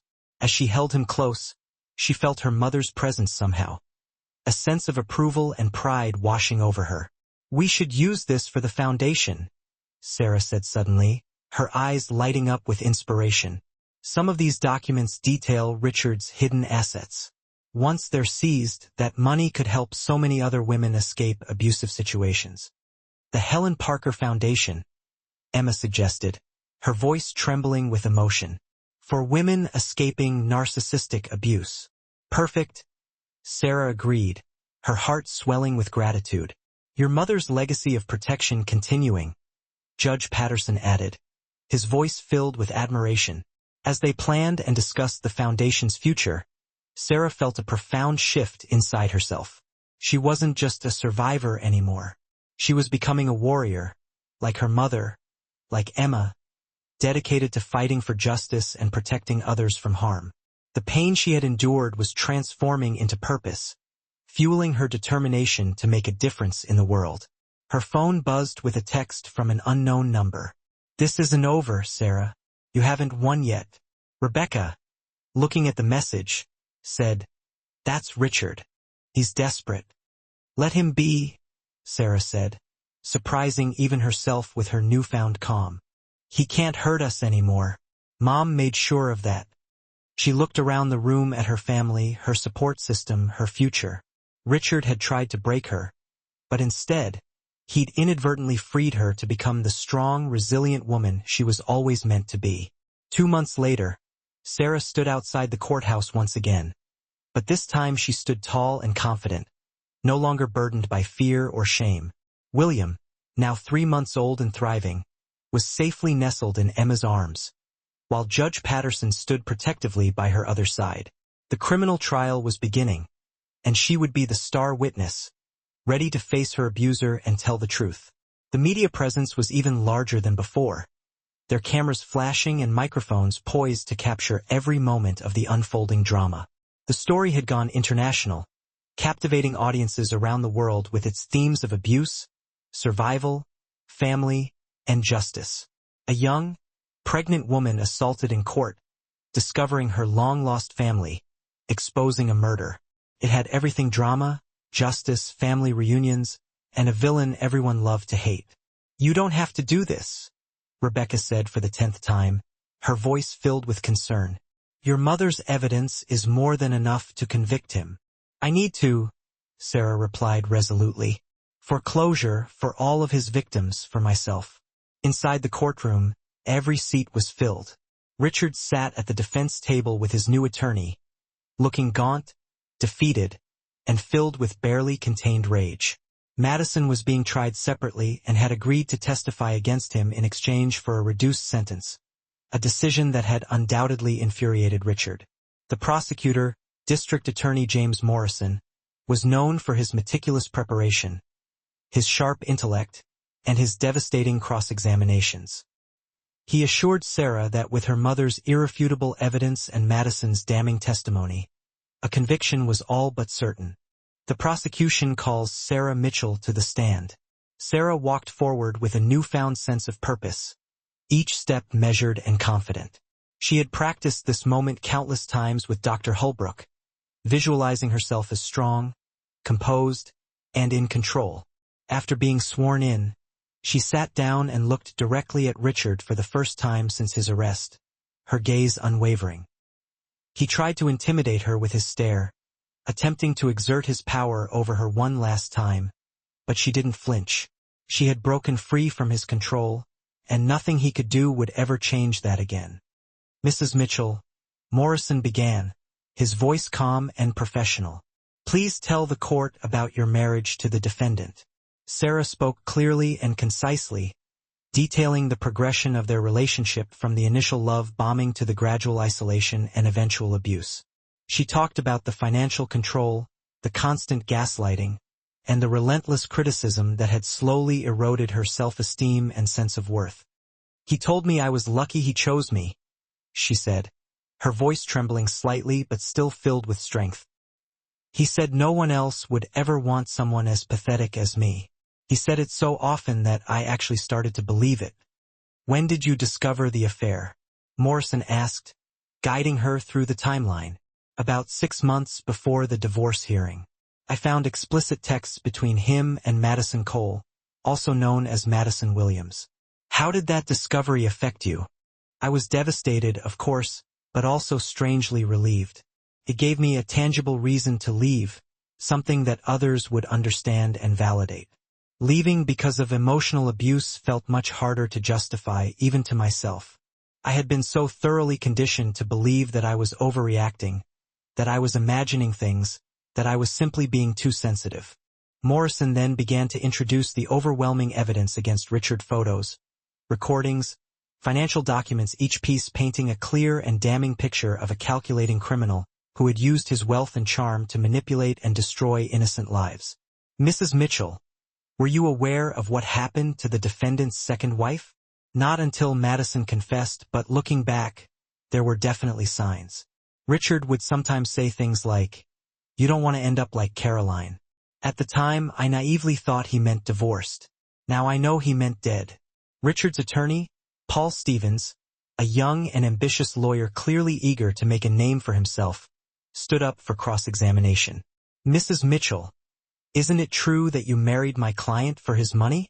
"No, I married him because I thought he loved me," Sarah replied, her voice firm and unwavering.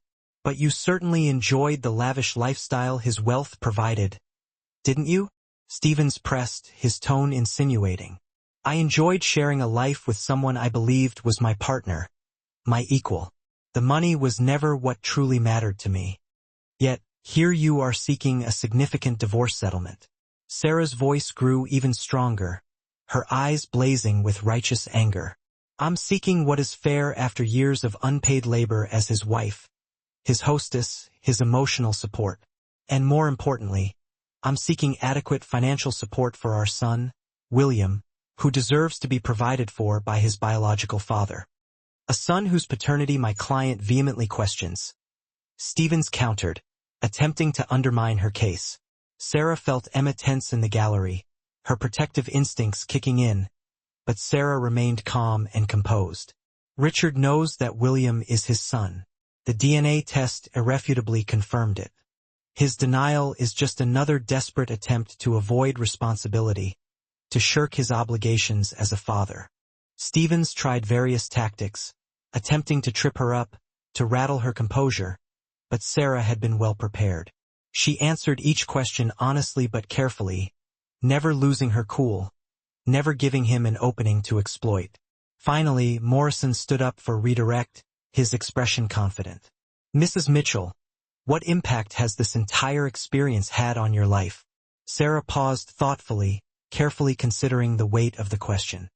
"It's destroyed who I once was, the naive, trusting young woman I used to be, but it's also allowed me to become who I'm truly meant to be, a survivor, a warrior, a voice for the voiceless.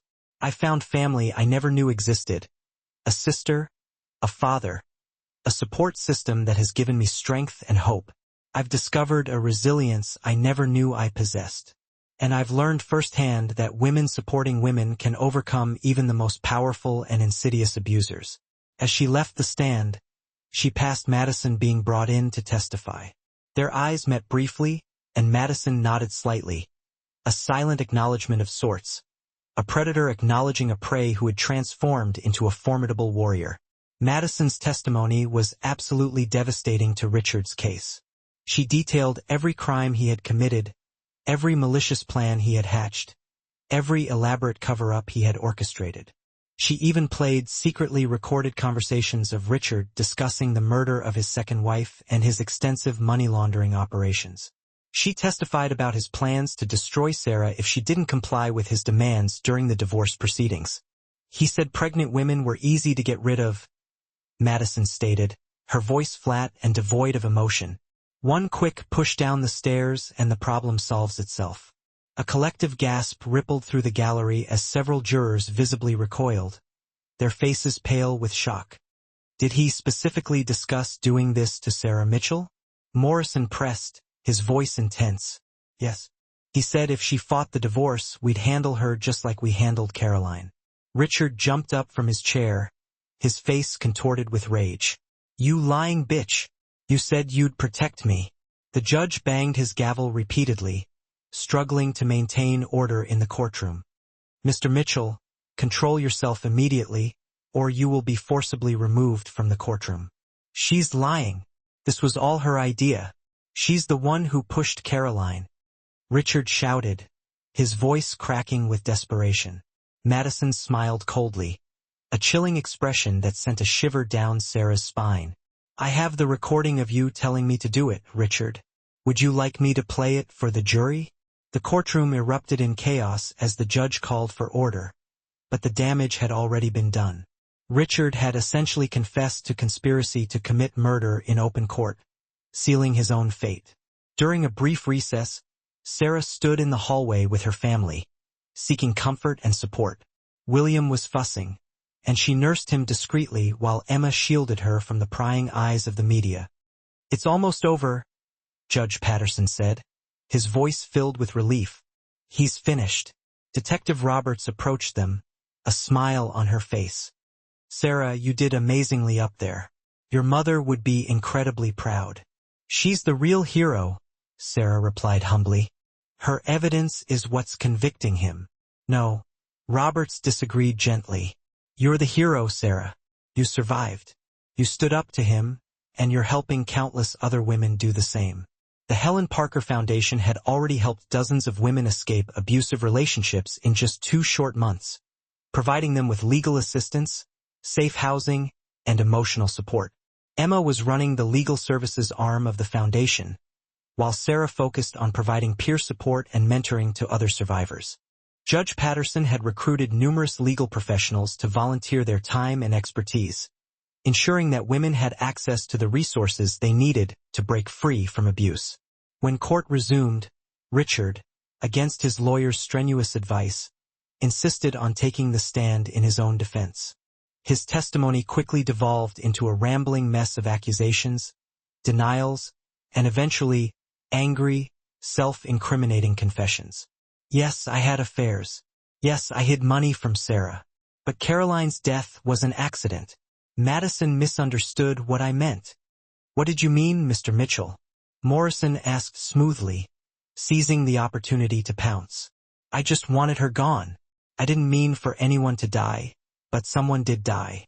Your pregnant wife and unborn child.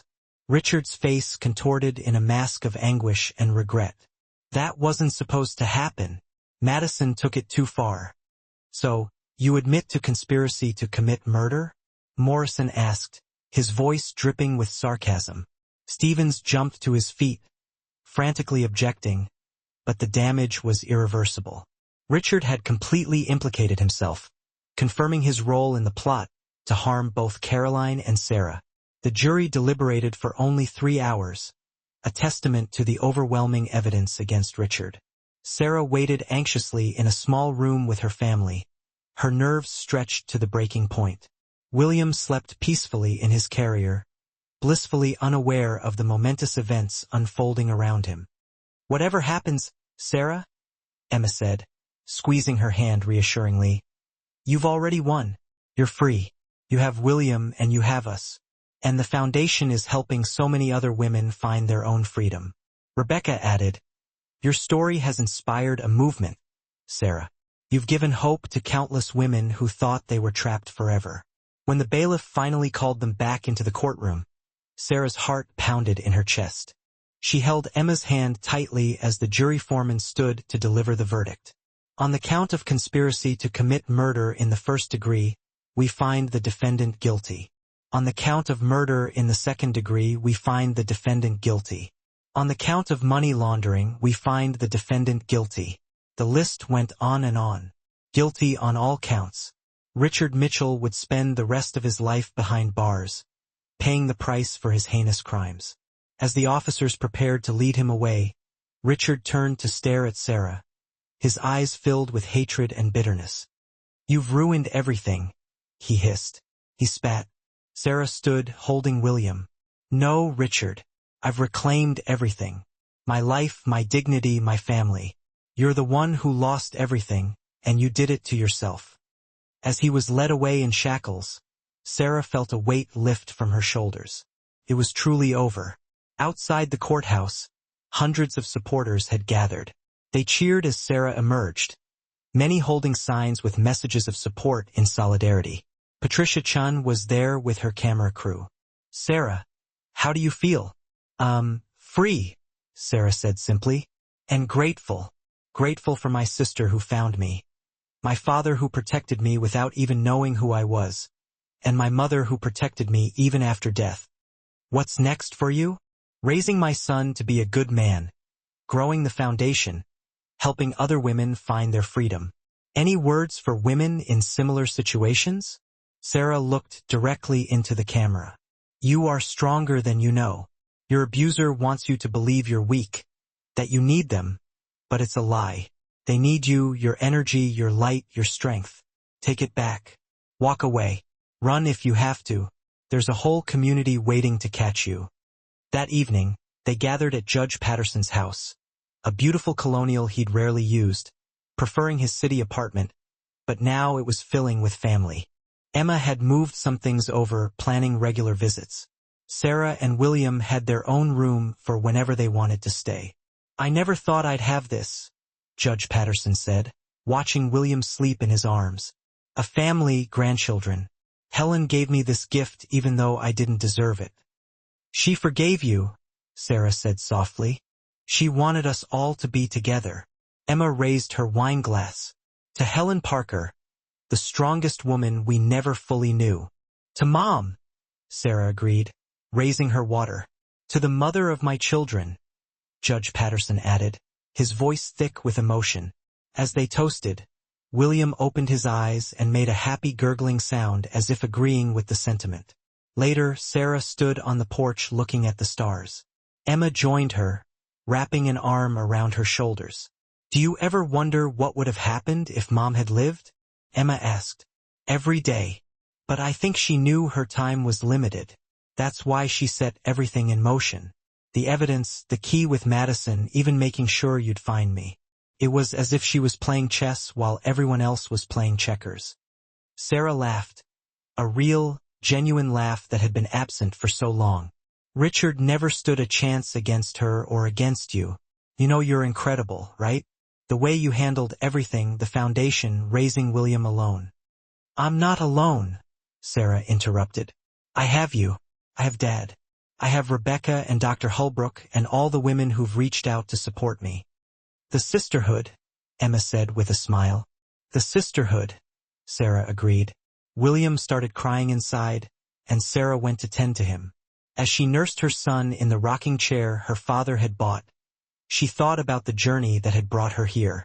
The pain had been unbearable at times, but it had forged her into someone unbreakable. Her phone buzzed with a message from a woman in Texas. Your story saved my life. I left him today. Sarah smiled through tears. This was her purpose now. Not just surviving, but helping others survive too. 6 months after the trial, the Helen Parker Foundation hosted its first major fundraising gala. The ballroom of the Grand Harbor Hotel was transformed into an elegant space filled with supporters, survivors, and advocates. Sarah stood at the entrance, greeting guests. William balanced on her hip in a tiny tuxedo.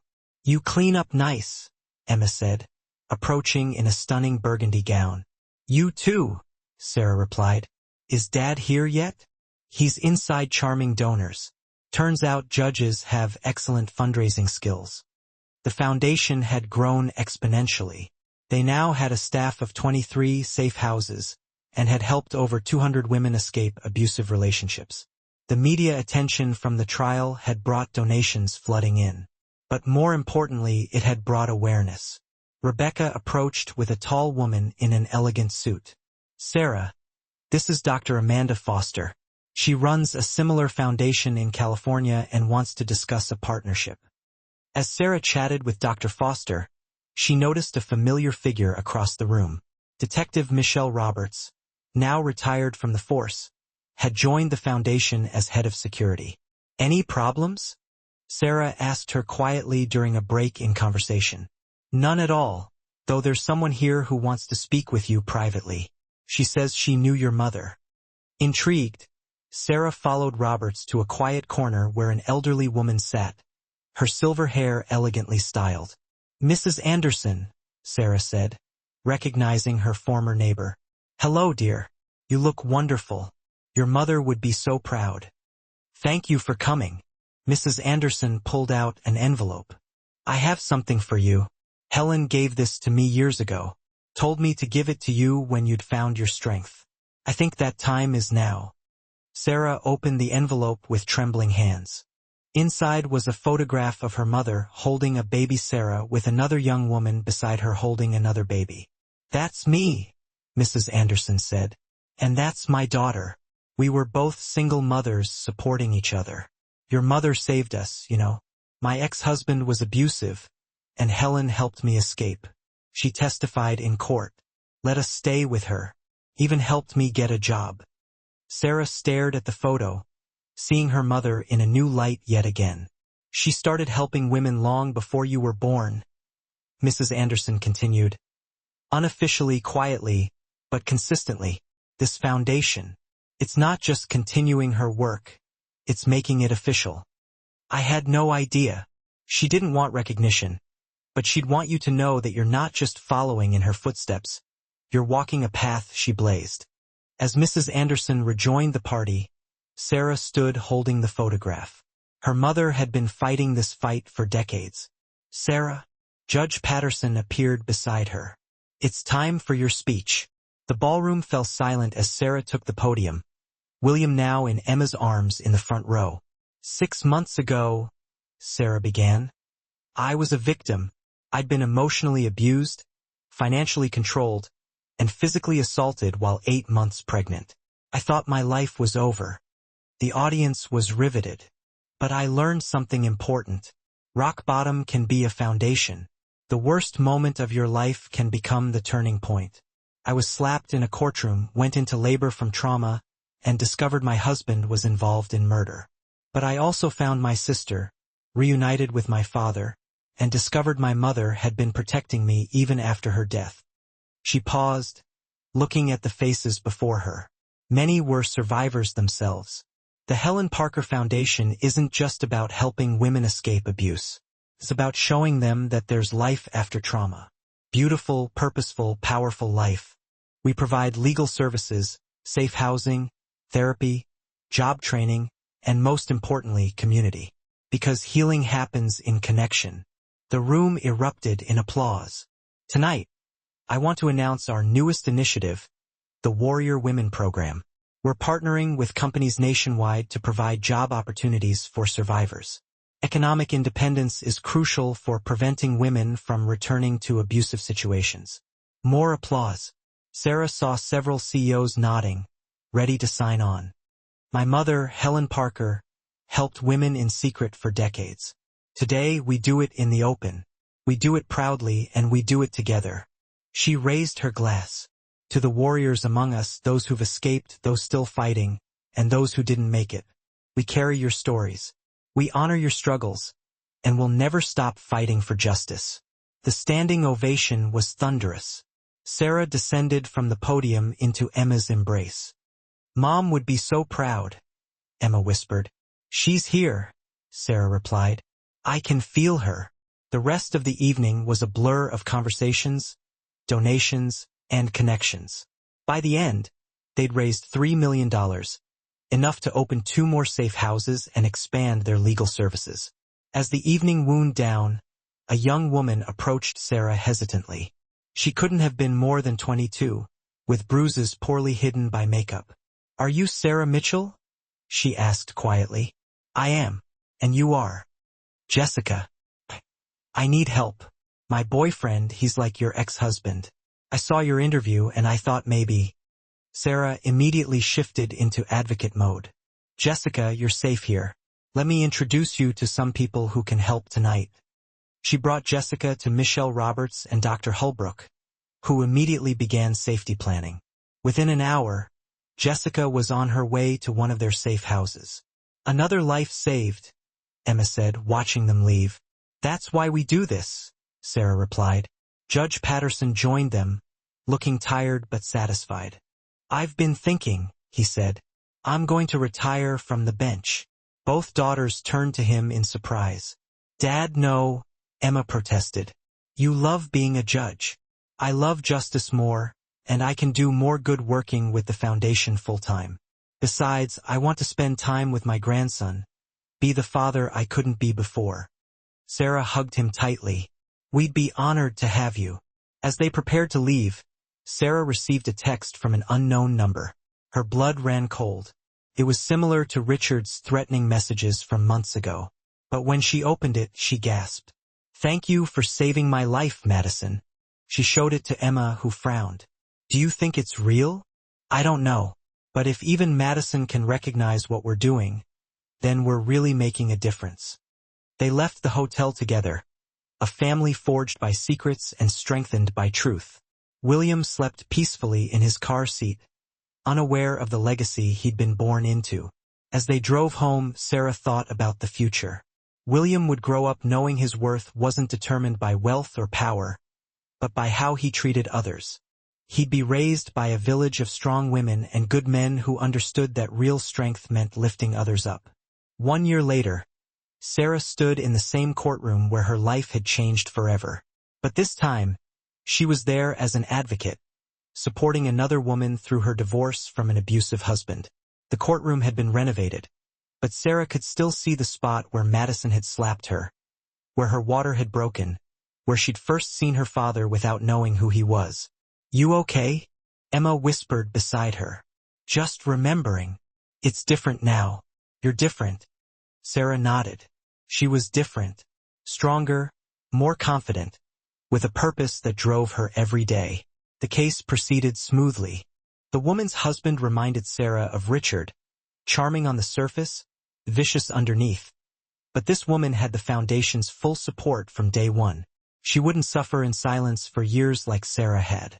After the hearing, they met with the client in the foundation's new legal office, conveniently located across from the courthouse. "You did great, Monica," Sarah assured her. "The judge saw right through his act." "Because of your mother's evidence guidelines," Monica said gratefully. "The documentation system you created, it saved me." Sarah had turned her mother's meticulous evidence gathering into a template for other women. The Helen Protocol, as they called it, had become standard practice for documenting abuse. William toddled into the office. He was walking now, getting into everything. Judge Patterson, or Grandpa Judge as William called him, was close behind. "Sorry," he said. He escaped from the playroom. "Mama!" William reached for Sarah, who scooped him up. "This is my son," she told Monica. "Proof that beautiful things can come from terrible situations." Monica smiled, the first genuine smile Sarah had seen from her. "He's perfect." "He's stubborn," Emma corrected, ruffling William's hair. "Like his mother." As Monica left with renewed hope, Sarah's phone rang. It was Rebecca. "Turn on the news," she said urgently. Sarah flipped on the office television. The breaking news banner read, "Richard Mitchell found dead in prison." Sarah sank into a chair, William still in her arms. The reporter continued, "Mitchell, who was serving life for murder and conspiracy, was found in his cell this morning. Officials are calling it suicide, though an investigation is ongoing." Sarah felt nothing, or everything. She couldn't tell. "Are you okay?" Judge Patterson asked gently. "I don't know. I thought I'd feel something more. Relief, sadness. But I just feel empty." Dr. Holbrook, who'd been observing a therapy session, joined them. "That's normal, Sarah. He was a significant part of your life, even if it was traumatic. It's okay to have complicated feelings." William squirmed to get down and toddled to his toy corner. Sarah watched him, this perfect little person who existed because of her relationship with Richard, but who would never know his father's cruelty. "He can't hurt anyone anymore," Emma said quietly. "No," Sarah agreed. "He can't."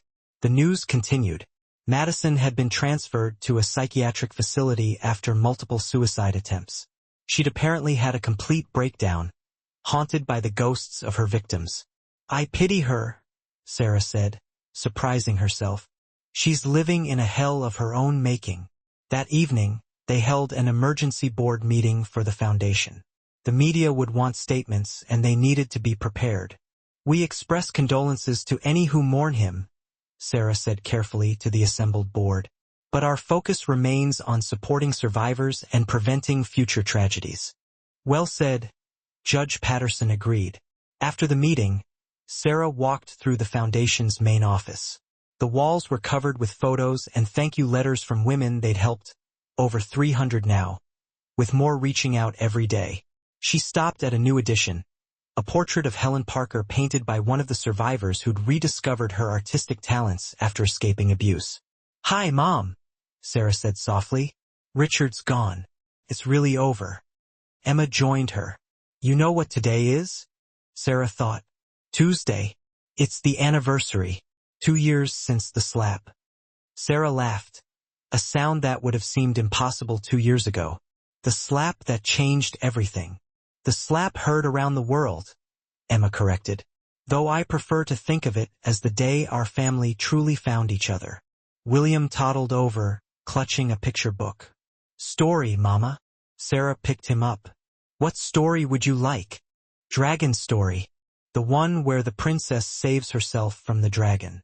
William nodded enthusiastically.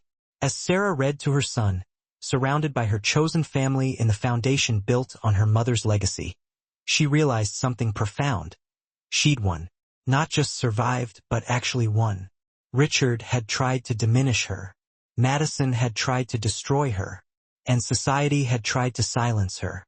But she'd emerged stronger than all of them. Her phone buzzed with a message from a woman in Australia. "Your story gave me courage to leave. Starting my new life today." Then another from Texas. "The Foundation's resources saved me. 1 year free now." And another from Japan. "Opened our own Helen Parker Foundation branch. 20 women safe so far." Sarah smiled through tears. Her mother's ripples had become waves, crossing oceans, saving lives. "Mama crying?" William asked, concerned. "Happy tears, baby. Mama's crying happy tears." Judge Patterson took a photo of them all, Sarah with William, Emma beside them, him standing proud behind his daughters. It would later become the Foundation's official photo, representing the family that trauma had broken, but love had rebuilt. That night, after William was asleep, Sarah stood on the balcony of her new apartment, bought with her own money from her speaking engagements and book deal. The city sparkled below, full of stories, struggles, and survivors. Emma joined her with 2 cups of tea. "Proud of you," she said simply. "For what?" "For becoming who you are. For not letting them win. For turning pain into purpose. I had help. You, Dad, Rebecca, Dr. Holbrook, Mom from beyond. But you did the work. You chose to fight back, to heal, to help others." They stood in comfortable silence, sisters who'd found each other through tragedy, but built something beautiful from it. Sarah's phone rang. It was Patricia Chen, the journalist who'd interviewed her. "Sarah, I have news. The documentary about your story just won an Emmy. And more importantly, domestic violence hotline calls have increased 400% since it aired. You're saving lives." After she hung up, Sarah looked at the stars, thinking of her mother. "We did it, Mom," she whispered. "We changed the world, just like you always believed we could." A shooting star streaked across the sky. Probably just a coincidence, but Sarah chose to see it as a sign. Helen Parker's daughters were carrying on her work, and somewhere, somehow, she knew and was proud. The auditorium was packed with over 1,000 people. Sarah stood backstage, adjusting her notes one final time. At 33, she'd become one of the most recognized advocates for domestic abuse survivors in the country. "Nervous?" Emma asked, appearing beside her with a grin. "Always, but it's good nervous." "William's in the front row with Dad. He made you a sign." Sarah peeked out to see her son, now 6, holding a poster that read, "My mom is a hero," in crayon. Judge Patterson sat beside him, beaming with grandfatherly pride. This wasn't just any speaking engagement. This was the 5th anniversary celebration of the Helen Parker Foundation, which had grown into an international organization with chapters in 15 countries. "Ready?" the stage manager asked. Sarah nodded, straightening her shoulders. As she walked onto the stage, the audience erupted in applause. She saw familiar faces. Monica, now a successful business owner, Jessica, who'd become a counselor, Mrs. Anderson, still spry at 80, Rebecca, who'd left corporate law to run the foundation's legal department full-time. Dr. Holbrook, who developed their therapy program that was now used worldwide. 5 years ago, Sarah began, I was slapped in a courtroom while 8 months pregnant. That moment of violence, meant to humiliate and control me, instead became my liberation. She told the story they all knew but never tired of hearing. Finding her sister, discovering her father, uncovering her mother's legacy. But this isn't just my story. It's all of ours. Every survivor who chose to leave, every supporter who chose to believe, every advocate who chose to fight, we are a chorus of voices that refuses to be silenced. The audience was captivated as Sarah announced the Foundation's latest achievement. Legislation passed in 12 states, increasing penalties for domestic violence and providing better support for survivors. The Helen Parker Law was making real change. My mother saved lives in secret. Today, we save them proudly, loudly, unapologetically. We've helped over 5,000 women directly and countless more through our resources and programs. She paused, looking at William, who was watching with the serious attention only a 6-year-old could muster. My son asked me recently why his daddy wasn't around. I told him the truth, age-appropriately, of course. That sometimes people make choices that hurt others, and we have to protect ourselves from those people. He thought about it and said, "That's okay, Mama. I have Grandpa Judge and Aunt Emma and all the Foundation ladies. That's lots of family." The audience laughed warmly. He's right. Family isn't just blood. It's the people who stand by you, fight for you, and refuse to let you fall. This foundation is my family. All of you are my family. As she concluded her speech, the crowd rose to their feet. William broke from Judge Patterson's grip and ran onto the stage, hugging Sarah's legs. She picked him up, and he whispered in her ear. "What did he say?" someone called out. Sarah laughed. "He wants to know if we can get ice cream after this." The audience roared with laughter. This was life after trauma. Normal moments, silly requests, the beautiful ordinary that she'd fought so hard to achieve. Later, at the reception, Sarah mingled with supporters and survivors. A young woman approached hesitantly. "Mississippi, Mitchell, I'm Claire. I just left my husband last week. Your story saved me." Sarah took Claire's hands. "You saved yourself. I just showed you it was possible. The Foundation is helping me with everything. I don't know how to thank you. Live well. That's the best thanks. Live well and help another woman when you're ready." As Claire walked away, already stronger, Sarah felt the familiar warmth of purpose. This was her life's work now. Not just surviving, but helping others thrive. Emma appeared with champagne. Madison's lawyer contacted the Foundation. Sarah's eyebrows rose. "Oh, she wants to donate her entire trust fund to us. Says it's blood money and we can do good with it." Sarah considered this. Madison had been released to a halfway house after her psychiatric treatment, a broken shadow of her former self. Accept it, Sarah decided. That money can help a lot of women. Maybe it's her way of making amends. "You've really forgiven her." "I've released her. Forgiveness is different, but holding on to anger only hurts me, not her." Judge Patterson joined them with William on his shoulders. "The mayor wants to give you a key to the city." Sarah laughed. "I don't need keys. I need funding for 3 more safe houses." "Already handled," a familiar voice said. Rebecca approached with a check. "Anonymous donor, $20 million. Sarah's jaw dropped.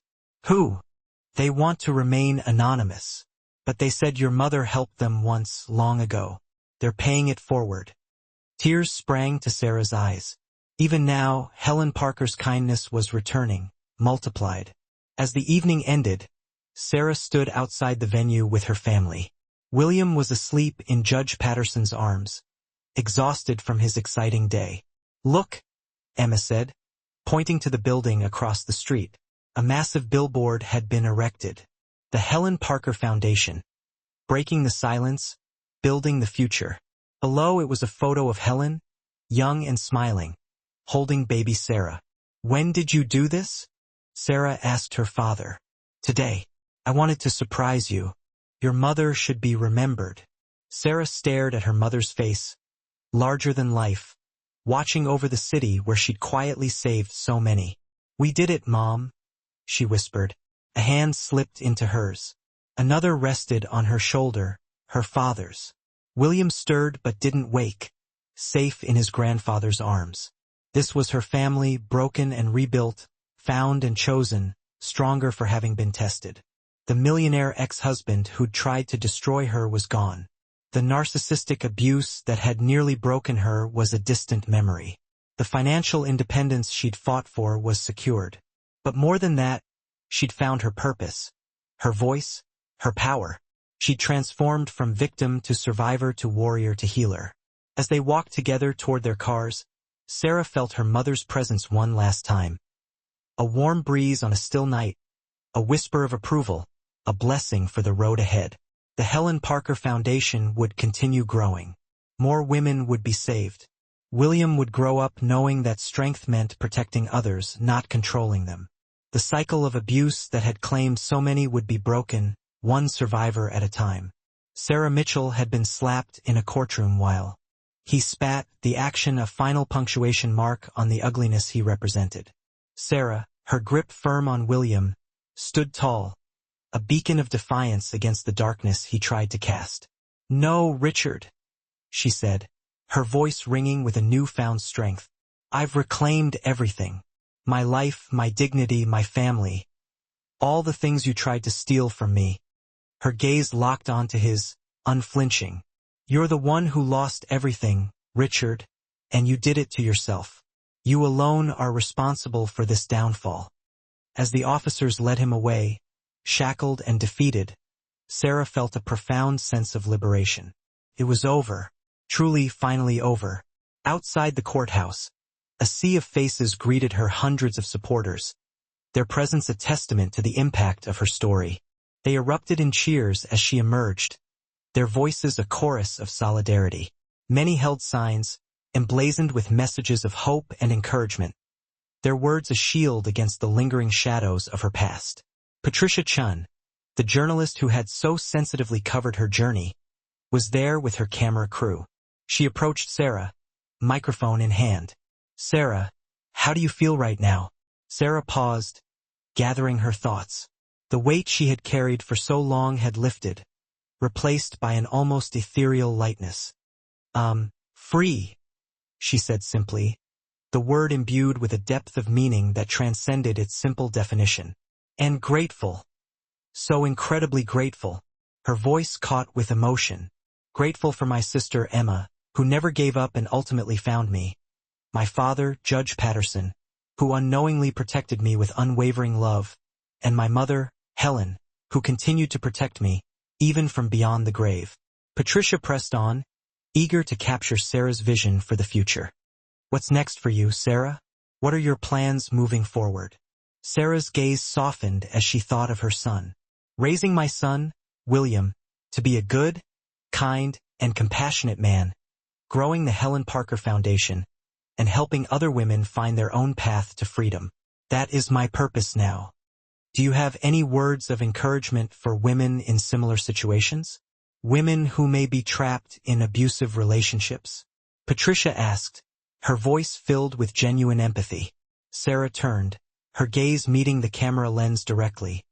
Her words meant for every woman who needed to hear them. "You are stronger than you know," she said, her voice filled with unwavering conviction. "Your abuser wants you to believe you're weak, that you need them. But that's a lie. They are the ones who need you, who feed off your energy, your light, your strength." She paused, her eyes burning with intensity. "Take it back. Reclaim what is rightfully yours. Walk away from the darkness. Run if you have to, don't hesitate. There's a whole community of women waiting to catch you, to support you, to guide you towards the light." That evening, a sense of warmth and camaraderie filled Judge Patterson's house. A beautiful colonial he had rarely used, preferring the convenience of his city apartment. But now it was overflowing with family, with love, with hope. Emma had already moved some of her belongings over, eager to establish a routine of regular visits. Sarah and William had their own room, a sanctuary where they could retreat whenever they needed a space to call their own.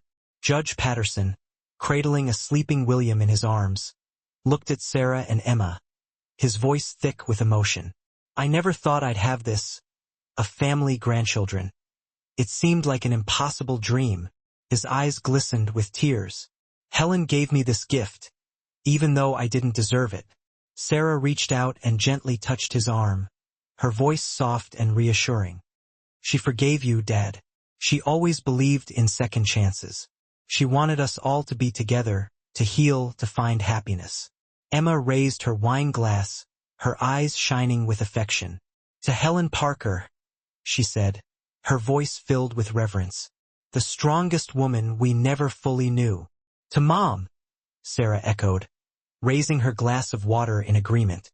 And to the mother of my children, Judge Patterson added, his voice trembling with emotion, as they toasted Helen, as they celebrated the bond that connected them. William stirred in his sleep and let out a happy, gurgling sound, as if he too was joining in the sentiment, as if he too was grateful for the love that surrounded him. Later that evening, Sarah stood on the porch, gazing up at the star-studded sky, lost in thought. Emma joined her, wrapping a comforting arm around her shoulders. Do you ever wonder what would have happened if Mom had lived? Emma asked, her voice barely a whisper. Sarah sighed, her gaze fixed on the distant constellations.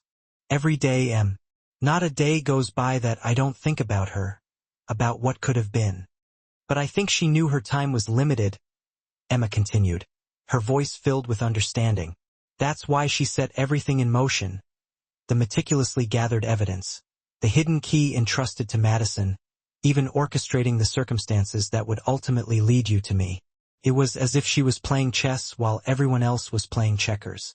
Sarah chuckled, a genuine, heartfelt laugh that had been absent from her life for far too long. Richard never stood a chance against her or against you. She knew that together, we would be an unstoppable force. Emma squeezed Sarah's shoulder. You know you're incredible, right? The way you handled everything, the foundation, raising William alone. You're a true inspiration. I'm not alone, Emma, Sarah interjected, her voice filled with gratitude. I have you. I have Dad. I have Rebecca and Dr. Holbrook and all the amazing women who have reached out to support me. I couldn't have done any of this without them. The sisterhood, Emma said with a warm smile. The sisterhood, Sarah echoed, her heart filled with love and appreciation. Just then, William started crying inside, his cries pulling Sarah back to the present moment. Duty calls, she said, a playful smile gracing her lips. She went inside to tend to her son, her heart overflowing with love. As she nursed William in the rocking chair her father had lovingly bought, Sarah reflected on the arduous journey that had brought her to this moment. The pain had been unbearable at times, a relentless storm that threatened to consume her. But somehow, she had weathered the storm, emerging stronger, more resilient, more determined than ever before. The pain, as excruciating as it had been, had ultimately forged her into someone unbreakable. Her phone buzzed, disrupting her thoughts. It was a message from a woman in Texas, a complete stranger. Your story saved my life. I left him today. A wave of emotion washed over Sarah, tears welling up in her eyes. This was it. This was her purpose now. Not just surviving, not just healing, but helping other women find their own strength, their own courage, their own path to a life free from abuse. 6 months after the trial that had captivated the nation, the Helen Parker Foundation hosted its first major fundraising gala, a celebration of hope and resilience. The grand ballroom of the Grand Harbor Hotel had been transformed into an elegant space, shimmering with light and filled with a sense of purpose. Supporters, survivors, and advocates mingled, their presence a powerful statement against the darkness of domestic violence. Sarah stood at the entrance, greeting guests with a warm smile. William, looking adorable in a tiny tuxedo, balanced on her hip, his bright eyes wide with curiosity. Emma, stunning in a burgundy gown that accentuated her fiery spirit, approached them. You clean up nice, she said to Sarah, her eyes twinkling with affection. You too, Sarah replied, returning the compliment. Is Dad here yet? He's inside charming the donors, Emma said with a grin. Turns out judges have excellent fundraising skills. Who knew? The foundation had grown exponentially in the months since the trial. Donations had poured in, fueled by the media attention and the growing awareness of the issue. They now had a dedicated staff of 23, operating a network of safe houses, and had helped over 200 women escape abusive relationships, providing them with the resources and support they needed to rebuild their lives. But even more important than the financial contributions, the trial and Sarah's story had brought awareness to the pervasive issue of domestic violence, encouraging women to speak out, to seek help, to break the cycle of abuse. Rebecca approached them, accompanied by a tall, elegant woman in a tailored suit. Sarah, I'd like you to meet Dr. Amanda Foster. She runs a similar foundation in California and is eager to discuss a potential partnership. She's been following your work and is deeply impressed by everything you've accomplished. As Sarah engaged in conversation with Dr. Foster, discussing strategies for collaboration and expansion, she noticed a familiar figure across the room. Detective Michelle Roberts, now retired from the police force, had joined the Helen Parker Foundation as the head of security, her presence a testament to Sarah's commitment to ensuring the safety and well-being of the women they served. During a lull in the conversation with Dr. Foster, Sarah discreetly approached Detective Roberts. "Any problems, Michelle? Is everything all right?" she asked, her voice filled with concern. "None at all," Michelle replied reassuringly. "Everything is running smoothly, though there is someone here who requested to speak with you privately. She said she knew your mother." Intrigued, Sarah followed Detective Roberts to a quiet corner of the ballroom, where an elderly woman sat, her silver hair elegantly styled, her eyes filled with warmth. "Mrs. Anderson?" Sarah said, recognizing her former neighbor from her childhood. "Hello, dear," Mrs. Anderson replied, her voice gentle and kind. "You look absolutely wonderful, Sarah. Your mother would be so proud of the woman you've become." "Thank you for coming, Mrs. Anderson," Sarah said sincerely. "It means a great deal to me." Mrs. Anderson reached into her purse and pulled out a faded envelope, her hands trembling slightly. "I have something for you, dear. Helen gave this to me many years ago before she passed. She told me to give it to you when you had found your strength, when you were ready to face the world. I think that time is now." Sarah accepted the envelope with trembling hands, her heart pounding in her chest. She carefully opened it, her eyes scanning the contents. Inside was a photograph, a snapshot from the past. It depicted her mother, Helen, holding a baby Sarah in her arms.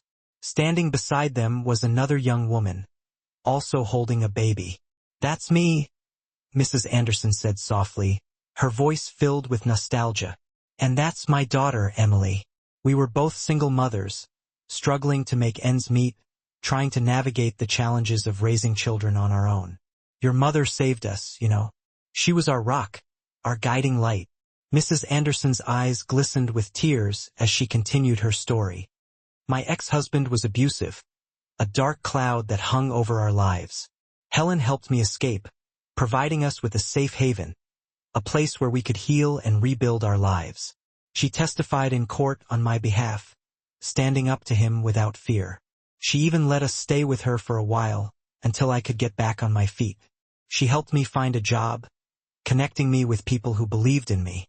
I don't know what I would have done without her." Sarah stared at the photograph, seeing her mother in a new light, gaining a deeper understanding of the woman she had been. "She started helping women long before I was even born," Sarah said, her voice filled with awe. "Unofficially, quietly, but consistently," Mrs. Anderson replied, her eyes shining with admiration. "This foundation, it's not just a continuation of her work. It's making it official, giving her legacy the recognition it deserves." "I had no idea," Sarah whispered, overwhelmed by the revelation. "She didn't want any recognition, dear," Mrs. Anderson said with a gentle smile. "But she would want you to know that you're not just following in her footsteps. You're walking a path that she blazed, a path of compassion, justice, and hope." As Mrs. Anderson rejoined the party, Sarah stood alone, clutching the photograph in her hand, her heart overflowing with love and gratitude. Her mother had been fighting this fight for decades, working tirelessly to protect women and children from the horrors of domestic violence. And now, it was Sarah's turn to carry on her legacy, to continue the fight, to build a world where all women could live free from fear. Sarah, Judge Patterson's voice broke through her thoughts. He placed a comforting hand on her shoulder. It's time for your speech. The audience is waiting.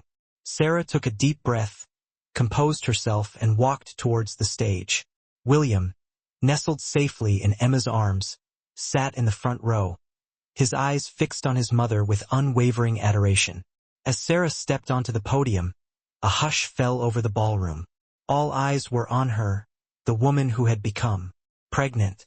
The news had irrevocably altered her life's trajectory, though not in the destructive manner her tormentors had envisioned. Far from crushing her spirit, it had instead unearthed an indomitable strength she never knew she possessed. Instead of muzzling her voice, it had amplified it, allowing her story to resonate across the globe. As she drove toward home, her son William peacefully slumbering in his car seat, Sarah found herself reflecting on the scared, isolated young woman she once was, the one who was utterly convinced of her own worthlessness. If she could somehow reach back in time and offer that younger version of herself a single piece of advice, it would undoubtedly be this. You are so much stronger than you currently believe, and this isn't the end of your story. This is merely where it truly begins. The bright city lights zipped by in a colorful blur. Each one, in her mind, potentially represented a woman in desperate need of assistance, a woman who might find the lifeline she needed, because Sarah had bravely refused to remain silent. Her mother had secretly planted the initial seeds of change long ago. Now, Sarah was diligently tending a garden bathed in the warm sunlight of awareness. And somewhere out there, whether in a cramped apartment or a sprawling mansion, nestled in a bustling city or a quiet suburb, a woman was undoubtedly reading Sarah's story and thinking to herself, if she can overcome such adversity, then surely, so can I. That, she realized, was the real, tangible victory. It wasn't simply the money secured from the divorce settlement, nor was it solely the satisfaction of seeing Richard finally imprisoned for his crimes. It wasn't even the profoundly personal healing she had experienced, although all those things certainly held significance. The true victory lay in the ripple effect she had created. The countless lives positively impacted simply because one woman had stood her ground and defiantly declared, "No more." Sarah steered her car into her driveway, her phone already buzzing incessantly with a barrage of messages from women desperately seeking help, reporters clamoring for statements, and supportive partners extending offers of assistance. Tomorrow was undoubtedly going to be a demanding day. There would invariably be more battles to wage, more vulnerable women to rescue, and more deeply flawed systems to overhaul. But tonight, she would gently tuck young William into his cozy bed, call Emma just to say goodnight, and send her father a heart emoji via text, a simple gesture that she knew would bring a wide smile to his face. She would then step out onto her balcony and gaze up at the twinkling stars, silently acknowledging her mother's unwavering pride. Finally, she would drift off to sleep in a bed that she had personally purchased, in a home that she had single-handedly earned, finally free from the paralyzing grip of fear and brimming with a renewed sense of purpose. She was Sarah Mitchell, survivor, advocate, mother, daughter, sister. She had been broken down to her core, only to painstakingly rebuild herself, stronger than before. She had been forcibly silenced, only to discover and amplify her powerful voice. She had been utterly alone, only to courageously build a loving and supportive family. And this, she knew with unwavering certainty, wasn't the concluding chapter of her story. It was, in fact, just the very beginning.